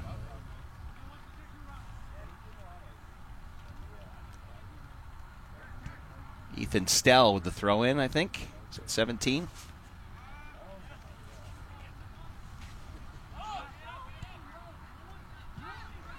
Isaiah Nick had it come right back his way. Aria Rand. A different group out there now for the Hilltoppers.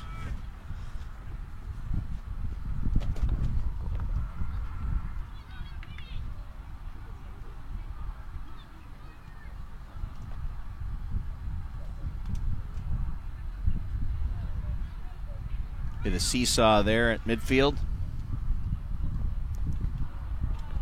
And off the leg of a Hilltopper defender. Toma trying to take it into the attack zone. That soft pass not going to get there. Got a whistle.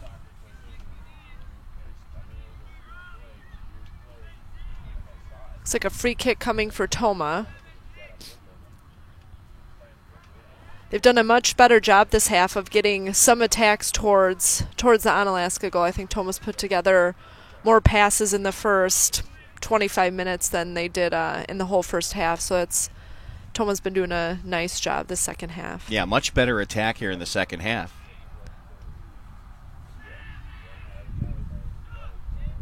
Not a lot on net, but they have had opportunities. They've gone real high with their opportunities. That one is another one that goes high up off the netting over the net.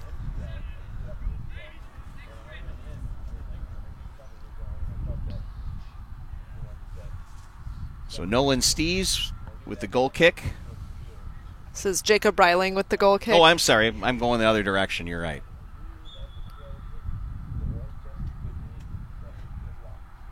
Has a little more work in the second half. You're used to saying Stees' name. I am. So. You're right. Jacob's had a few more opportunities to get his name mentioned this second half, though. Villasenor with some nice footwork there. Goalie's often a forgotten position in a game like this when it's when the attack is so off balance. Rain calms down again here. Still a bit of a mist, but coming down pretty hard there for a little bit. Hope he can stay away for 25 more minutes and we can get this this entire broadcast. Yeah, let's hope. Here comes Toma. Nice lead pass by Gebhardt. Centering pass taken away by Worcester, but kept in off the foot there of Hesse. Deep to Hemmersbach. Defender down very low. And a stoppage. Looks like the ball went out of bounds.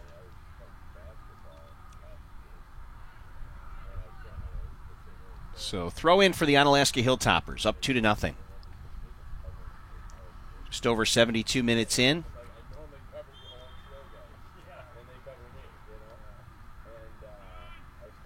Everett Jones has a goal and an assist, and he'll send it up right side. A little too far.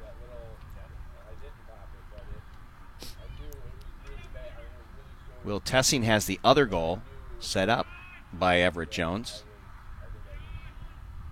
It was Mario Villasenor with the assist on the goal by Everett.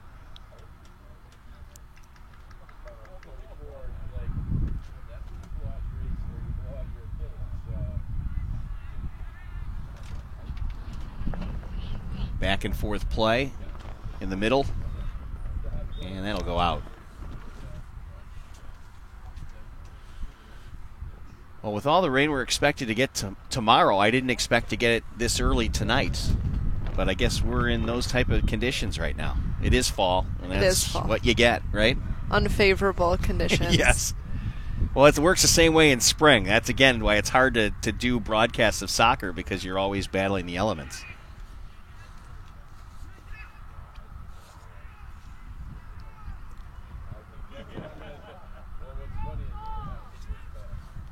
Good lead pass this time. Opportunity there for Gebhardt, and it's on net. And Jacob Breiling makes quick work of it.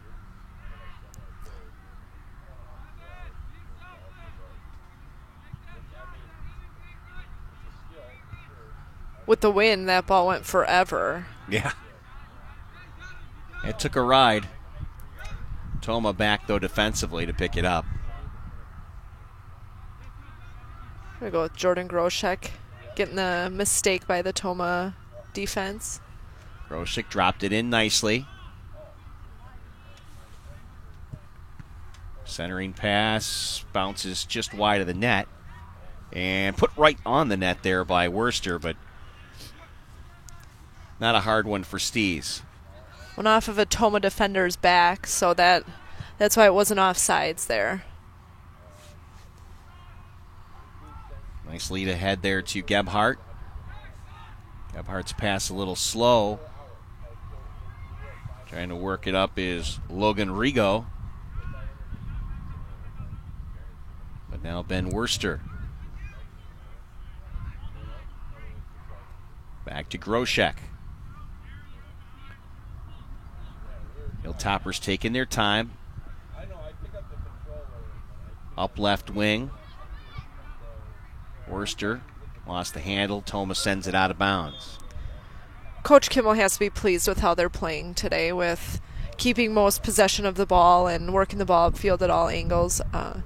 Kind of the style of play he likes to see from his team. Yeah, I think they have to be pretty pleased with how things have gone so far. You'd like to keep that goose egg up there defensively. Absolutely, and you'd like to get one more. 3-0 is a lot more comfortable than 2-0. It is. 3-0 is almost overwhelming in soccer. It is.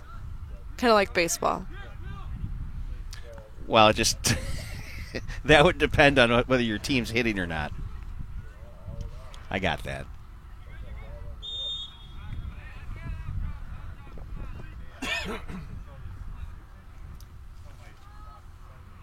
Another brief stoppage here. And the clock even stops. Let's see what the Hilltoppers do with this. Looks like he had a card. He was writing something on his ref pack, which he'll write down the number of the player that he gave the card to. This is going to go against Tomah, though, right? Yep, yellow card. And that player had to come off the field. So whenever the player gets a yellow card, they have to come off the field. They can come right back on, but for a brief moment in time, they have to step off. So it's like a very short stint in the penalty box. Yep, he's coming right back in. Good ball. Put it right towards the front. Oh, just off the foot. Boy, what a chance there in front. That was Maddie Sisamaki. Jordan Groshek had that free kick.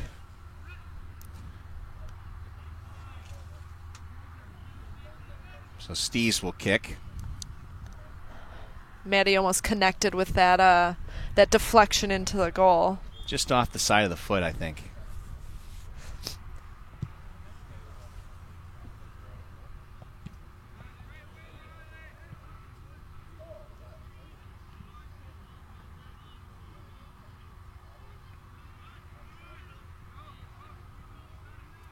Nice touch pass.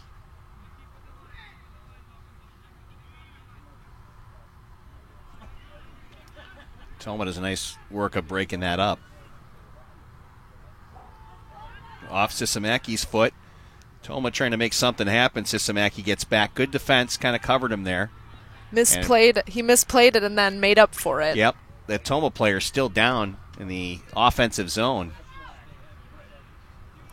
Here's a race and a whistle.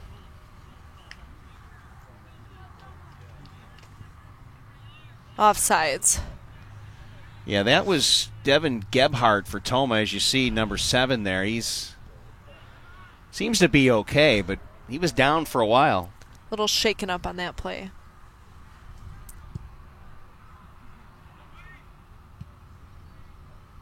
Off Sisamaki.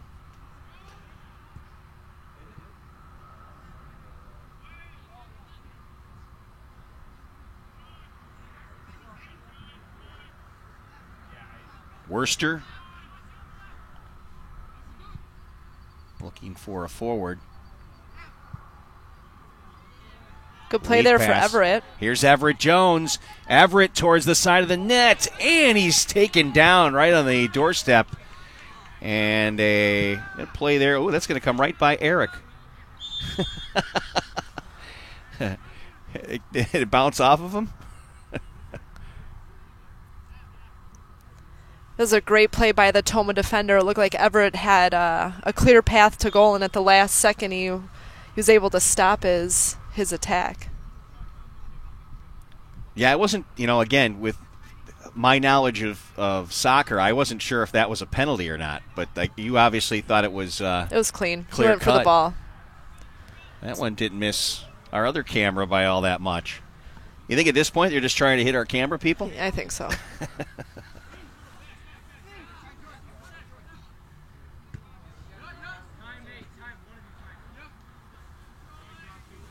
So the Timberwolves trying to find a way out. Sent up ahead by Walters. Here comes Jordan Groshek. Look at the speed as he takes it in to the attack zone. Down the corner. Dribbling. Working it back to Everett. Centering pass just knocked away there by Hernandez. Jordan had some great foot skills in the corner here to keep possession of that ball and wait for his offensive players to come and help him out. Yeah, he's got quick feet. touch by Worcester to center. But Joe Hesse sent it deep, and a whistle again, stopping. Not the clock, but a little too much body in there, going up for that 50-50 ball. Got to play the ball and not the player. Don't forget, coming up Friday night, we'll have high school football here on the Coulee Region Sports Network. West Salem comes in against the Onalaska Hilltoppers. Nice header there. Charlie Hernandez sent it left wing.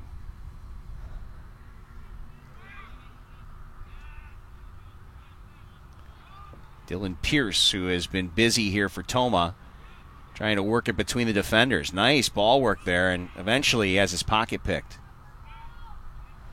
Speaking of football, there's one team that we can agree on, Rick, and that's the Chicago Bears. We can. We are Chicago Bears fans. We have that in common. The NFC North champions so far. That's right. We got a lot of football to be played. They should be 4-0. As you know, they kind of let the foot off the throat there with the Green Bay Packers.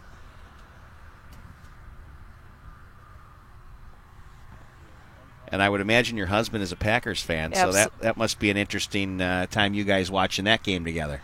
Absolutely. I was about to go to bed at the end of the first half, didn't, and then was extremely disappointed. I wish I would have, because it was too painful to watch as a Bears fan. Throw in for Tomah. Dylan Pierce. Back to Charlie Hernandez.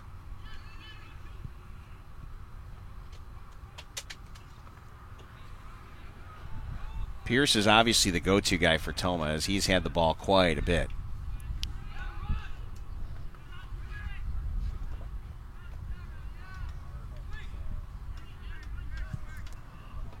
It's Aaron Honish with a cross pass that's going to just be kept in by Nate Bolton. Goaltender going to come out, and Breiling will tap Maddie on the back and get ready for a big kick here. Or punt, as you call it. It's a punt. And with the wind, he just sails that. He placed that one to his player.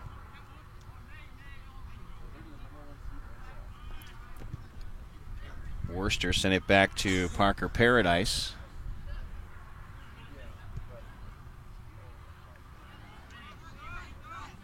Worcester, nice job keeping that from going out.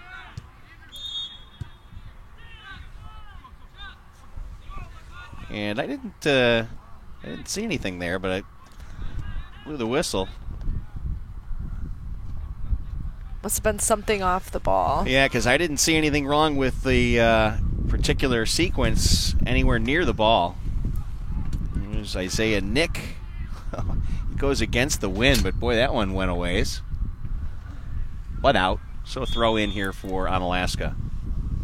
With 10 minutes left to go, Tomah really has to get something going here. If they want a chance at this game, they have to put an attack together towards the goal. So explain to me, Jana, what would you change your offensive setting to more forwards if you're Tomah at that time? I mean, I know there are different varieties of numbers of midfielders to forwards in terms of the type of offense you want to run. Just like in football, what you practice is what you want to play. Okay. So you want to, if you're in a 4-4-2 or a 3-5-2, which are various different formations that you can play, you want to stay in that because that's what you've practiced in your team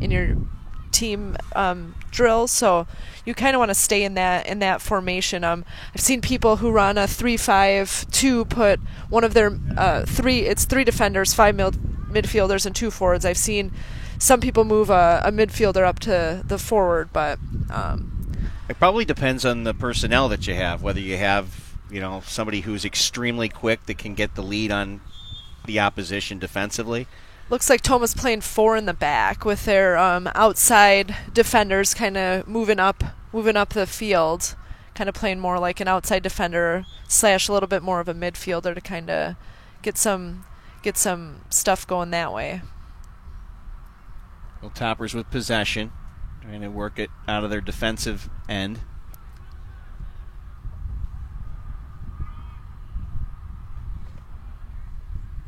But it's not getting out easy. Toma's continuing to try to make something happen here.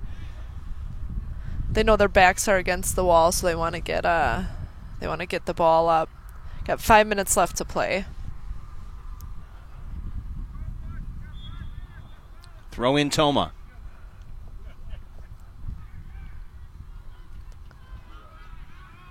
Onalaska gains possession.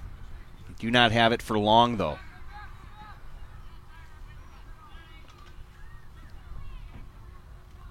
Timberwolves work it ahead. Here comes Gebhardt. Gebhardt, nice work towards the net. Can't get the shot off, though. Stopped at the last second by the Hilltopper defense. Zach Kimmel will be preaching to have his team maintain possession. Don't try and do anything too fast, and don't try to put on too much pressure up front. Just keep possession and kind of see these next 4 minutes out to a victory. It looks like I saw Jordan Groshek put his hand up as in I thought he maybe wanted a foul or something, but I don't think they gave it to him. Pierce dropped it back for a long kick. Another one that goes over the net. Now you see the net, Rick. Right? I see that net. I didn't see it in front of that door, though. I still don't see it. It's like not even. Oh, now I do. There it is. I can see it. It just depends on how Jeff has the camera. Now I see the net. And I do have my glasses on. You're laughing at me.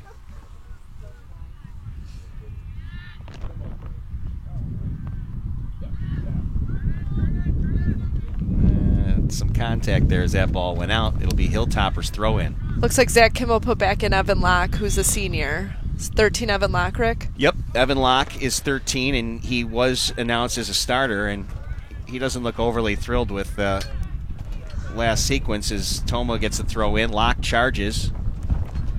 3 minutes left in the game.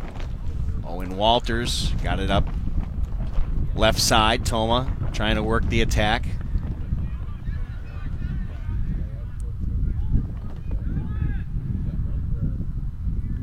That lead pass is going to go deep, but kept in here by the Timberwolves. He's waiting for his offensive players to come down into the offensive third. Well, good header on the defense there by the Hilltoppers. And then Maddie Sisamaki will kick it down the left wing. Toma there sends it right back towards the net. Taken away here by the Hilltoppers.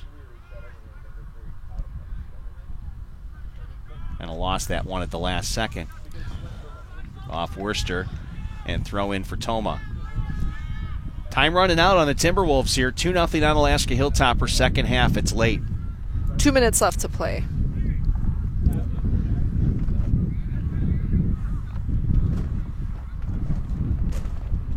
Harrison White put it up ahead, and that's going to go out of bounds too off of Worcester.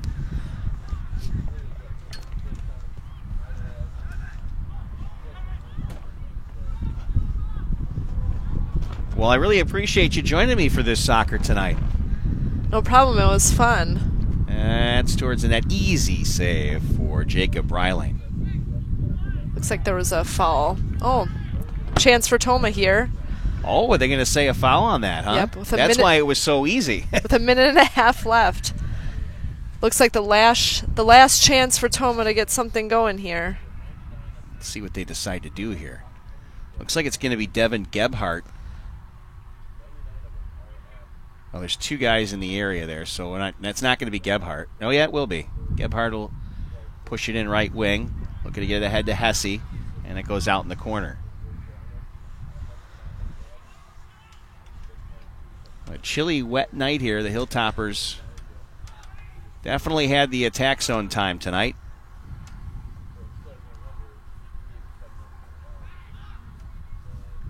It's been fun to watch this young team get something going here tonight with what looks to be a 2-0 victory.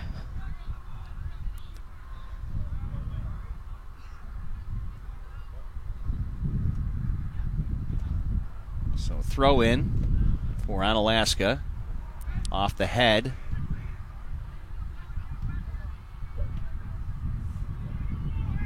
There's a lead pass that the Hilltoppers knocked to the corner. Sisamaki is back.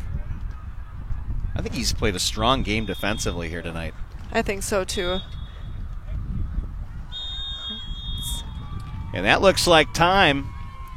The Onalaska Hilltoppers victorious 2-0 over the Tomah Timberwolves here in their last regular season game in front of the home fans. How do the playoffs work in soccer? How's the whole setup here? Is it's going to be a regional? I would imagine going to play teams within the conference first. So Onalaska will be Division II for soccer. With the record, likely they will not start out with a home game. So there's it's a 16-team regional, but there might not be that many teams in their regional.